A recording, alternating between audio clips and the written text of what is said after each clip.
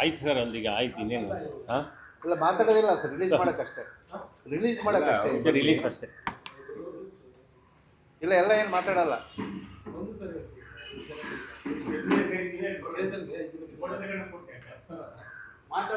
ಮಾತಾಡೋರು ಇಬ್ಬರೇ ಮಾತಾಡ್ತಾರೆ ಸರ್. ಚುಟುಕಾಗಿ ಮುಗಿಸ್ಬಿಡ್ತೀವಿ ಬಿಡಿ.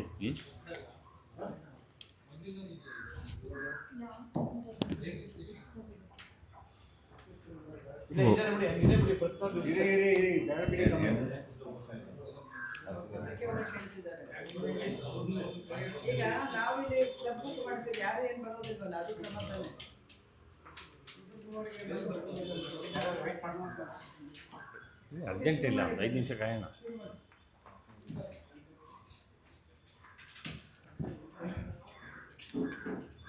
ಮಾಧ್ಯಮ ಮಿತ್ರರಿಗೆಲ್ಲರಿಗೂ ನಮಸ್ಕಾರ. ಕಾರ್ಮಿಕ ಸಂಘಟನೆಗಳ ಜಂಟಿ ಸಮಿತಿ ಮತ್ತು ಸಂಯುಕ್ತ ಹೋರಾಟ ಕರ್ನಾಟಕದ ಒಂದು ಜಂಟಿ ಆಶ್ರಯದಲ್ಲಿ ಇವತ್ತು ಈ ಒಂದು ಪತ್ರಿಕಾಗೋಷ್ಠಿಯನ್ನು ನಾವು ಮಾಡ್ತಾಯಿದ್ದೀವಿ. ಈ ಒಂದು ಪತ್ರಿಕಾಗೋಷ್ಠಿಯನ್ನು ಉದ್ದೇಶಿಸಿಬಿಟ್ಟು ಮಾತನಾಡೋದಕ್ಕೆ ವಿವಿಧ ಕೇಂದ್ರ ಕಾರ್ಮಿಕ ಸಂಘಟನೆಗಳ ರಾಜ್ಯ ಮುಖಂಡರು ನಮ್ಮ ಜೊತೆಲಿದ್ದಾರೆ. ಸೊ ಅದೇ ಥರದಲ್ಲಿ ರಾಜ್ಯದಲ್ಲಿರ್ತಕ್ಕಂತಹ ಅನೇಕ ಪ್ರಮುಖ ರೈತ ಸಂಘಟನೆಗಳು, ಕೃಷಿ ಕೂಲಿ ಕಾರ್ಮಿಕರ ಸಂಘಟನೆಗಳು ಸಹ ಇವತ್ತಿನ ಒಂದು ಪತ್ರಿಕಾಗೋಷ್ಠಿಯನ್ನು ಉದ್ದೇಶಿಸಿಬಿಟ್ಟು ಮಾತನಾಡಲಿದ್ದಾರೆ. ಸೊ ಅವರೆಲ್ಲ ಮಾತನಾಡುವಾಗ ಅವರ ಪರಿಚಯವನ್ನು ಅವರೇ ಮಾಡ್ಕೊಳ್ತಾರೆ. ಇವತ್ತಿನ ಈ ಒಂದು ಪತ್ರಿಕಾಗೋಷ್ಠಿಯ ಮುಖ್ಯ ಉದ್ದೇಶ ಅಂತೇಳಿದರೆ, ಒಂದು ಕೇಂದ್ರ ಕಾರ್ಮಿಕ ಸಂಘಟನೆಗಳ ಜಂಟಿ ಆಶ್ರಯದಲ್ಲಿ ಇದೇ ಫೆಬ್ರವರಿ 12ನೇ ತಾರೀಕು ಒಂದು ಅಖಿಲ ಭಾರತ ಸಾರ್ವತ್ರಿಕ ಮುಷ್ಕರಕ್ಕೆ ಕರೆ ಕೊಡಲಾಗಿದೆ. ಕೇಂದ್ರ ಸರ್ಕಾರದ ಈ ಒಂದು ಕಾರ್ಮಿಕ ವಿರೋಧಿ 4 ಕೋಡ್ಗಳೇನು ಬಂದಿದೆ ಅದನ್ನು ವಾಪಸ್ ತಗೋಬೇಕು. ಮತ್ತು ಅದರ ಜೊತೆಯಲ್ಲಿ ನರೇಗಾ ಒಂದು ಹೆಸರನ್ನು ಬದಲಾವಣೆ ಮಾತ್ರ ಅಲ್ಲ, ಮೂಲ ಉದ್ದೇಶವನ್ನೇ ಸಹ ತಿರುಚಲಾಗಿದೆ. ಅದೇ ಥರದಲ್ಲಿ ವಿದ್ಯುತ್ ಕಾಯ್ದೆ ತಿದ್ದುಪಡಿ ಏನಿದೆ ಇದನ್ನು ವಾಪಸ್ ತಗೋಬೇಕು. ಹಾಗೂ ಶಾಂತಿ ಕಾಯ್ದೆಗಳಿರ್ಬೋದು, ಇನ್ನಿತರ ಕಾಯ್ದೆಗಳನ್ನು ಸಹ ವಾಪಸ್ ತಗೋಬೇಕು ಅನ್ನೋ ಉದ್ದೇಶದಿಂದ ಒಂದು ಅಖಿಲ ಭಾರತ ಸಾರ್ವತ್ರಿಕ ಮುಷ್ಕರಕ್ಕೆ ಕರೆ ಕೊಡಲಾಗಿದೆ. ಈ ಒಂದು ಸಾರ್ವತ್ರಿಕ ಮುಷ್ಕರಕ್ಕೆ ನಮ್ಮ ಅಖಿಲ ಭಾರತ ಮಟ್ಟದಲ್ಲಿ ಸಂಯುಕ್ತ ಕಿಸಾನ್ ಮೋರ್ಚಾ ಏನಿದೆ, ರೈತ ಸಂಘಟನೆಗಳು ಸಹ ಜೊತೆಗೂಡಿದ್ದಾವೆ. ಕರ್ನಾಟಕದಲ್ಲೂ ಸಹ ಸಂಯುಕ್ತ ಹೋರಾಟ ಕರ್ನಾಟಕ ಏನಿದೆ ಅವರು ಮತ್ತು ನಮ್ಮ ಕಾರ್ಮಿಕ ಸಂಘಟನೆಗಳ ಜಂಟಿ ಸಮಿತಿ ಜಂಟಿಯಾಗಿ ನಿಂತ್ಕೊಂಡು ಈ ಒಂದು ಮುಷ್ಕರವನ್ನು ಯಶಸ್ವಿಗೊಳಿಸಬೇಕು. ಅದೇ ಥರದಲ್ಲಿ ಉತ್ಪಾದನೆ ಮತ್ತು ಸೇವೆ ಸ್ಥಗಿತಗೊಳಿಸಬೇಕು ಅನ್ನೋ ದಿಕ್ಕಿನಲ್ಲಿ ಇವತ್ತು ನಾವು ಕೆಲಸ ಮಾಡ್ತಾಯಿದ್ದೀವಿ. ಸೊ ಇವತ್ತಿನ ಒಂದು ಪತ್ರಿಕಾಗೋಷ್ಠಿಯನ್ನು ಉದ್ದೇಶಿಸಿಬಿಟ್ಟು ಪ್ರಾರಂಭದಲ್ಲಿ ನಮ್ಮ ಕರ್ನಾಟಕ ರಾಜ್ಯ ರೈತ ಸಂಘದ ಅಧ್ಯಕ್ಷರಾಗಿರ್ತಕ್ಕಂಥ ಶ್ರೀಯುತ ಬಡಗಲಪುರ ನಾಗೇಂದ್ರ ಅವರು ಮಾತನಾಡಬೇಕಂತ ನಾನು ಅವ್ರಲ್ಲಿ ಕೇಳ್ಕೊಳ್ತಾ ಇದ್ದೀನಿ. ಅದಕ್ಕೂ ಮುಂಚೆ ಇವತ್ತಿನ ಈ ಒಂದು ಮುಷ್ಕರಕ್ಕೆ ಸಂಬಂಧಿಸಿದಂತಹ ಒಂದು ಪೋಸ್ಟರನ್ನು ಬಿಡುಗಡೆ ಮಾಡುವಂಥ ಕಾರ್ಯಕ್ರಮ ಇದೆ. ಸೊ ನಮ್ಮ ಸ್ನೇಹಿತರೆಲ್ಲ ಪೋಸ್ಟರ್ನ ಹಿಡ್ಕೊಂಡು ನಿಂತ್ಕೋಬೇಕು ಅಂತ ಕೇಳ್ಕೊಳ್ತಾ ಇದೆ.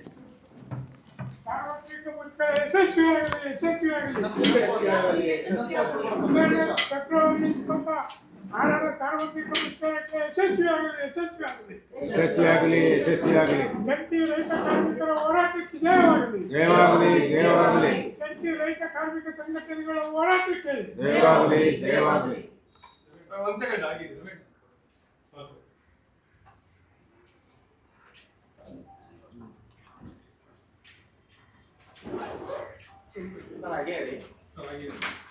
ನೀವು ಯಾವ ಬೇಡ ಆಯ್ತು ಅನ್ನೋವರೆಗೂ ಇಟ್ಕೊಂಡಿರ್ತೀವಿ. Okay sir.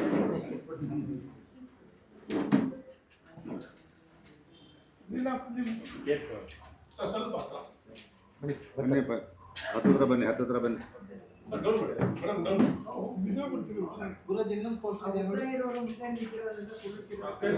ಅಲ್ಲ ನೀವು ಮಧ್ಯೆ ಹಿಡೀರಿ, ಇಬ್ಲಾರ್ ಮಧ್ಯೆ ಬರ್ರಿ. ಇಬ್ಲಾರ್ ಮಧ್ಯೆ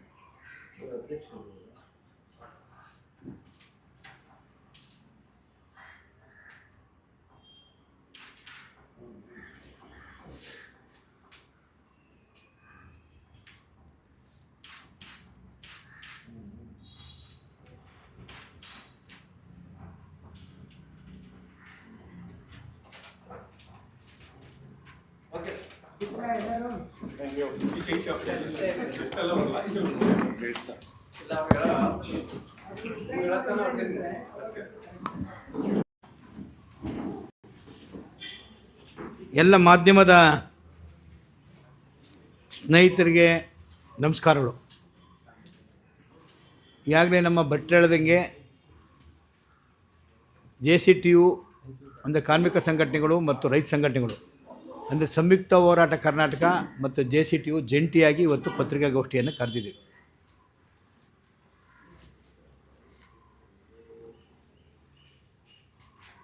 ಸಾವಿರದ 1942ರಲ್ಲಿ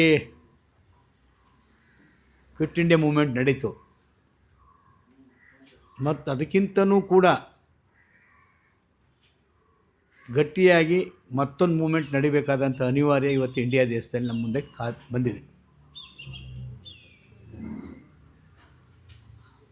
WTO ಜಾರಿಗೆ ಬಂದ ನಂತರ ನಾವೇನು ಊಹೆ ಮಾಡಿದ್ದೋ ಖಚಿತವಾಗಿ ಹೀಗೆ ಆಗುತ್ತೆ ಅಂತ ನಾವೇನು ಹೇಳ್ತಿದ್ವೋ ಅದೆಲ್ಲ ಒಂದೊಂದಾಗಿ ನಮಗೆ ಕಣ್ಣೆದುರಿಗೆ ಗೋಚರವಾಗ್ತಾ ಬರ್ತಾಯಿದೆ. WTOಗೆ ಸಹಿ ಹಾಕಿದಂಥ ಕಾಂಗ್ರೆಸ್ ಪಕ್ಷ ಅದು ಜಾರಿಗೆ ಥರ ಕೋರ್ಟಾಗ ಪ್ರತಿಭಟನೆ ಬಂದಾಗ ಸ್ವಲ್ಪ ತಡೆ ಹಿಡಿತಿದ್ರು, ಸ್ವಲ್ಪ ಕಾದು ನೋಡ್ತಿದ್ರು. ಆ ಟೈಮಲ್ಲಿ ವಿರೋಧ ಮಾಡಿದ್ದಂಥ BJP ಪಕ್ಷ, ಮುರಳಿ ಮನೋಹರ್ ಜೋಶಿ, LK ಅದ್ವಾನಿ ಅವರೆಲ್ಲರೂ ಕೂಡ WTO ಬಗ್ಗೆ ಕೆಲವು ಅಸಮಾಧಾನವನ್ನು ನಮ್ಮ ವೇದಿಕೆಗಳಲ್ಲೂ ಬಂದು ಕೂಡ ವ್ಯಕ್ತಪಡಿಸಿದ್ದಾರೆ. ಆ ಪಕ್ಷದ ನೇತೃತ್ವದಲ್ಲಿ ಇವತ್ತು ಕೇಂದ್ರ ಪ್ರಭುತ್ವ ಇದೆ, ಒಕ್ಕೂಟ ಸರ್ಕಾರ ಅವ್ರ ಪಕ್ಷದ ನೇತೃತ್ವದಲ್ಲಿದೆ, ಬೇರೆ ಬೇರೆ ಪಕ್ಷಗಳು ಇಂಡಿಯಾ ಅಂಗಪಕ್ಷಗಳು ಕೂಡ ಇದ್ದಾವೆ. ಸಂಪೂರ್ಣವಾಗಿ ದುಡಿಯೋ ವರ್ಗವನ್ನು ಮುಗಿಸೋಕೆ ಹೋಗುವಂಥ ಕಾಯ್ದೆಗಳನ್ನು ಒಟ್ಟೊಟ್ಟಾಗಿ ತಗೋತಾರೆ, ಒಂದೊಂದಾಗಿ ತರ್ತಿಲ್ಲ, ಒಟ್ಟೊಟ್ಟಾಗಿ ಜಾರಿ ಬರುವಂಥ ತೀರ್ಮಾನಗಳು ತಗೊಂಡು ನಮ್ಮ ಮುಂದೆ ಬರ್ತಾ ಇದ್ದಾವೆ. ಅದರಲ್ಲಿ ವಿಶೇಷವಾಗಿ ಕಾರ್ಮಿಕರ ಕಾಯ್ದೆಗಳು, ರಕ್ಷಣಾ ಕಾಯ್ದೆಗಳು, ಕಾರ್ಮಿಕರ ಹಕ್ಕುಗಳು ಸುಲಭವಾಗಿ ರೂಪುಗೊಂಡಿಲ್ಲ. ಪ್ರಪಂಚಾದ್ಯಂತ ನಡೆದಂಥ ಎಡಪಂಥೀಯ ಸಮಾಜವಾದಿಗಳ ಹಿನ್ನೆಲೆಯಲ್ಲಿ ಕಾರ್ಮಿಕರ ರಕ್ಷಣೆಗೋಸ್ಕರ, ಕಾರ್ಮಿಕರ ಹಕ್ಕುಗೋಸ್ಕರ ಆಯಾ ಕಾಲಕ್ಕೆ ಒಳ್ಳೆಯ ಕಾನೂನುಗಳು ಜಾರಿಗೆ ಬರ್ತಾಯಿದ್ದವು, ತಿದ್ದುಪಡಿಗಳು ಕೂಡ ಆಗ್ತಾಯಿದ್ದವು. ಇನ್ನು ಗಟ್ಟಿಯಾಗಿ ಕಾರ್ಮಿಕರ ಹಕ್ಕುಗಳನ್ನ ಗಟ್ಟಿಯಾಗುವಂಥ ತಿದ್ದುಪಡಿಗಳು ಆಗ್ತಾಯಿದ್ದವು. ಸಂಪೂರ್ಣ ಈ ಕಾರ್ಮಿಕ ಕೋಡ್ಗಳನ್ನು ತೆಗೆದುಹಾಕಿ 4 ಕೋಡ್ ಮಾಡಿ ಆರ್ಟಿಕಲ್ 21 ಮತ್ತು ಮೂಲಭೂತ ಹಕ್ಕುಗಳು ಇವುಗಳನ್ನು ದಮನ ಮಾಡುವಂಥ 4 ಕೋಡ್ಗಳಿದ್ದಾವೆ. ಮತ್ತು ಇಂಡಿಯಾ ದೇಶದಲ್ಲಿ ಗುಲಾಮಗಿರಿ ದಾಸ್ಯದಿಂದ ದುಡಿಬೇಕಾದಂಥ ವಾತಾವರಣವನ್ನು ನಿರ್ಮಾಣ ಮಾಡಿ ಕಾರ್ಮಿಕ ಹಕ್ಕುಗಳನ್ನು ಸಂಪೂರ್ಣವಾಗಿ ಕಿತ್ತಾಕಿದ್ದಾರೆ. ಇತ್ತೀಚೆಗೆ ನರೇಗಾ ಯೋಜನೆ, ನಮ್ಮ ಗ್ರಾಮೀಣ ಎಕನಾಮಿ ನಾವು ಅನಲೈಸ್ ಮಾಡ್ತಾಯಿದ್ದೋ, ಮನೆರೇಗಾ 100 ದಿನಗಳ ಉದ್ಯೋಗ ಕೊಡಬೇಕು ಅನ್ನೋ ಒಂದು ಖಾತ್ರಿ ಯೋಜನೆ, ಸಂವಿಧಾನಬದ್ಧವಾಗಿ ಜೀವಿಸುವ ಹಕ್ಕು, ಬದುಕೋ ಹಕ್ಕನ್ನು ಕೊಡುವಂಥದ್ದು ಅದೊಂದು ಭಾಗ. ಅದನ್ನು ಹೆಸರು ಬದಲಾಯಿಸೋದ್ರ ಜೊತೆಗೆ ಅದರ ಸ್ವರೂಪನೇ ಬದಲಾಯಿಸಿ ಹಕ್ಕನ್ನು ಕಿತ್ತಾಕಿ ಒಂದು ಯೋಜನೆ ರೀತಿ ರೂಪಿಸಿದ್ದಾರೆ. 2014ಕ್ಕೆ ನರೇಂದ್ರ ಮೋದಿಯವರು ಅಧಿಕಾರ ಬಂದ ಮೇಲೆ ಈ ಕಳೆದ 5-6 ವರ್ಷದ ಅವ್ರನ್ನ ಆಯವ್ಯಯವನ್ನು ನಾವು ಅವಲೋಕನ ಮಾಡಿದಾಗ ಪ್ರತಿ ವರ್ಷ ನರೇಗೆ ಕೊಡ್ತಿದ್ದಂಥ ಬಡ್ಜೆಟನ್ನು ಕಡಿಮೆ ಮಾಡ್ಕೊಂಡು ಅದನ್ನು ಕಿತ್ತಾಕುವಂಥ ಮುನ್ಸೂಚನೆಗೆ ಹೆಜ್ಜೆ ಇಟ್ಟಿದ್ರು. ಆಗಲೇ ಈಗ ಸಂಪೂರ್ಣವಾಗಿ ಅದು ತಲೆಕೆಳಕು ಮಾಡಿ ಆ ಯೋಜನೆಯನ್ನೇ ಅರ್ಥಹೀನ ಮಾಡುವಂಥ ಕೆಲಸ ಆಗ್ತಾಯಿದೆ. ಅದರ ವಿರುದ್ಧ ರಾಜ್ಯ ಸರ್ಕಾರ ನಿನ್ನೆ ಒಂದು ನಿರ್ಣಯ ತಗೊಂಡಿರೋದು ಸ್ವಾಗತಾರ್ಹ. ನರೇಗೆ ಸಂಬಂಧಪಟ್ಟಂಗೆ ಎಲ್ಲ ರಾಜ್ಯಗಳು ಅದನ್ನು ಮಾಡಬೇಕು, ಎಲ್ಲ ರಾಜ್ಯಗಳು ಮಾಡಬೇಕು. ಮೊನ್ನೆ ಜನಸಮೂಹವೇ ನಮ್ಮ ಫ್ರೀಡಮ್ ಪಾರ್ಕಲ್ಲಿ ಅದನ್ನ ವಿರೋಧ ಮಾಡಿದೆ ಕರ್ನಾಟಕದಲ್ಲಿ. ಬೇರೆ ರಾಜ್ಯದಲ್ಲೂ ಕೂಡ ದನಿಗಳು ಬರ್ತಾ ಇರೋದು ಕಾಣ್ತಾ ಇದೆ. ರೈತರು ಸಂಬಂಧಪಟ್ಟಂಗೆ ಕೆಟ್ಟ ಬೀಜ ಮಸೂದೆ ಬರ್ತಿದೆ 2025. ರೈತರಿಗಿದ್ದಂಥ ಬೀಜ ಸೌಮ್ಯಕ್ಕನ್ನು ಅಥವಾ ಸರ್ಕಾರಕ್ಕಿದ್ದಂಥ ಹಿಡಿತವನ್ನು ಕಸ್ಕೊಂಡ್ಕೊಂಡು ಕಾರ್ಪೊರೇಟ್ ಕಂಪ್ನಿಗಳಿಗೆ ನಿರ್ಧಾರ ಮಾಡೋವಂಥದ್ದು, ಅವ್ರ ಕೈಗೆ ಪೇಟೆಂಟ್ ಕೊಟ್ಟಿರುವಂಥದ್ದು ಒಂದು ಕೆಟ್ಟ ಮಸೂದೆ. ಅದು ರೈತರಿಗೆ ಮಾರಕವಾದಂಥದ್ದು. ವಿದ್ಯುತ್ ಶಕ್ತಿ 1910 ವಿದ್ಯುತ್ ಶಕ್ತಿ ಬ್ರಿಟಿಷ್ ಇಂಡಿಯಾದಲ್ಲಿ ಇತ್ತು, ಸಣ್ಣ ತಿದ್ದುಪಡಿಗಳು ಆಗ್ತಾಯಿದ್ದವು. ಈಗ ಸಂಪೂರ್ಣ ಅದನ್ನ ಖಾಸಗೀಕರಣ ಮಾಡುವಂಥದ್ದು, ಕಾರ್ಪೊರೇಟ್ ಪರಣ ಮಾಡುವಂಥ ವಿದ್ಯುತ್ ಶಕ್ತಿ ಮಸೂದೆ ಅದು ರೈತರಿಗೆ, ಸಣ್ಣ ಉದ್ಯೋಗಗಳಿಗೆ, ಸಣ್ಣ ಉದ್ಯಮಗಳಿಗೆ, ಗ್ರಾಹಕರಿಗೆ ಮತ್ತು ಉತ್ಪಾದನೆಗೆ ಕೊಂಟಿಕಾಗುವಂಥ ಒಂದು ಕಾಯ್ದೆ ಅದು. ಜೊತೆಗೆ ಅಗ್ರಿಕಲ್ಚರ್ 3 ಕಾಯ್ದೆಗಳನ್ನ ವಿರೋಧ ಮಾಡಿ ನಾವು 384 ದಿನ ಹೋರಾಟ ಮಾಡಿದ್ದೋ. ಲಿಖಿತವಾಗಿ ಭರವಸೆ ಕೊಟ್ಟಿದ್ದರು ಸಂಯುಕ್ತ ಕಿಸಾನ್ ಮೋರ್ಚಾಕ್ಕೆ. ಅದು ವ್ಯತಿರಿಕ್ತವಾಗಿ ಅಗ್ರಿಕಲ್ಚರ್ ಮಾರ್ಕೆಟಿಂಗ್ ಫ್ರೇಮ್ವರ್ಕ್ ಬರ್ತಾಯಿದೆ. ಸಂಪೂರ್ಣ ಕೃಷಿ ಕ್ಷೇತ್ರವನ್ನು, ಸಂಪೂರ್ಣ ನೀರಾವರಿ ಕ್ಷೇತ್ರವನ್ನು, ಸಂಪೂರ್ಣ ವಿದ್ಯುತ್ ಕ್ಷೇತ್ರವನ್ನು ಕಾರ್ಪೊರೇಟ್ ಕಂಪ್ನಿಗಳಿಗೆ ಹಿಡಿತಗೊಪ್ಪಿಸುವಂಥ ಹುನ್ನಾರಗಳು, ಕಾಯ್ದೆಗಳು, ಅದಕ್ಕೆ ಪೂರಕವಾಗಿ ಕಾರ್ಮಿಕ ಕೋಡ್ಗಳು ಕೂಡ ಚೇಂಜ್ ಆಗ್ತವೆ. ಒಟ್ಟಾರೆ ಫ್ಯಾಸಿಸ್ಟ್ಗಳು, ಬಂಡವಾಳಶಾಹಿಗಳು ಒಟ್ಟಾಗಿ ಇಡೀ ದುಡಿಯುವ ವರ್ಗವನ್ನು ಅವ್ರ ಬದುಕು ಹಕ್ಕನ್ನೇ ಕಿತ್ಕೊಳ್ಳೋವಂಥದ್ದು, ಅವ್ರ ಭವಿಷ್ಯವನ್ನೇ ಇಲ್ಲದಂಗೆ ಅಂತ ಕೆಟ್ಟ ಪರಿಸ್ಥಿತಿ ನಿರ್ಮಾಣ ಮಾಡುವಂಥ ಕಾಯ್ದೆಗಳು ಬರ್ತವೆ. ಇದಕ್ಕೆ 12ನೇ ತಾರೀಕು, ಫೆಬ್ರವರಿ 12ನೇ ತಾರೀಕು JCTU ಮತ್ತು ಸಂಯುಕ್ತ ಕಿಸಾನ್ ಮೋರ್ಚಾ ಜಂಟಿಯಾಗಿ ಒಂದು ರಾಷ್ಟ್ರೀಯಾದ್ಯಂತ ಸಾರ್ವತ್ರಿಕ ಮುಷ್ಕರಕ್ಕೆ ಕರೆ ನೀಡಿದೆ. ಕರ್ನಾಟಕದಲ್ಲಿ ನಾವು ಅವತ್ತು ಭಾಳ ಯಶಸ್ವಿಯಾಗಿ ಮಾಡ್ತಾಯಿದ್ದೀವಿ. ಲಕ್ಷಾಂತರ ಜನ ಬೀದಿಗಿಳಿತಾ ಇದ್ದೀವಿ. ಉತ್ಪಾದನೆ ಸ್ಥಗಿತ ಆಗುತ್ತೆ. ಅವತ್ತು ಬಂದಿನ ಸ್ವರೂಪಕ್ಕೆ ಅದು ಕಾರ್ಯಕ್ರಮ ಆಗುತ್ತೆ. ಇಷ್ಟು ಹೇಳ್ತಾ ಇದಕ್ಕೆ ಯಶಸ್ವಿಗೆ ಎಲ್ಲ ಕಡೆ ಕೆಲಸ ನಡೀತಾ ಇದೆ. ತಮ್ಮ ಸಹಕಾರವನ್ನು ಬೇಕು ಅಂತ ಮಾತನಾಡ್ತೀನಿ. ಮುಂದಿನ ವಿಚಾರಗಳು ಬೇರೆ ಹೇಳ್ತೀನಿ.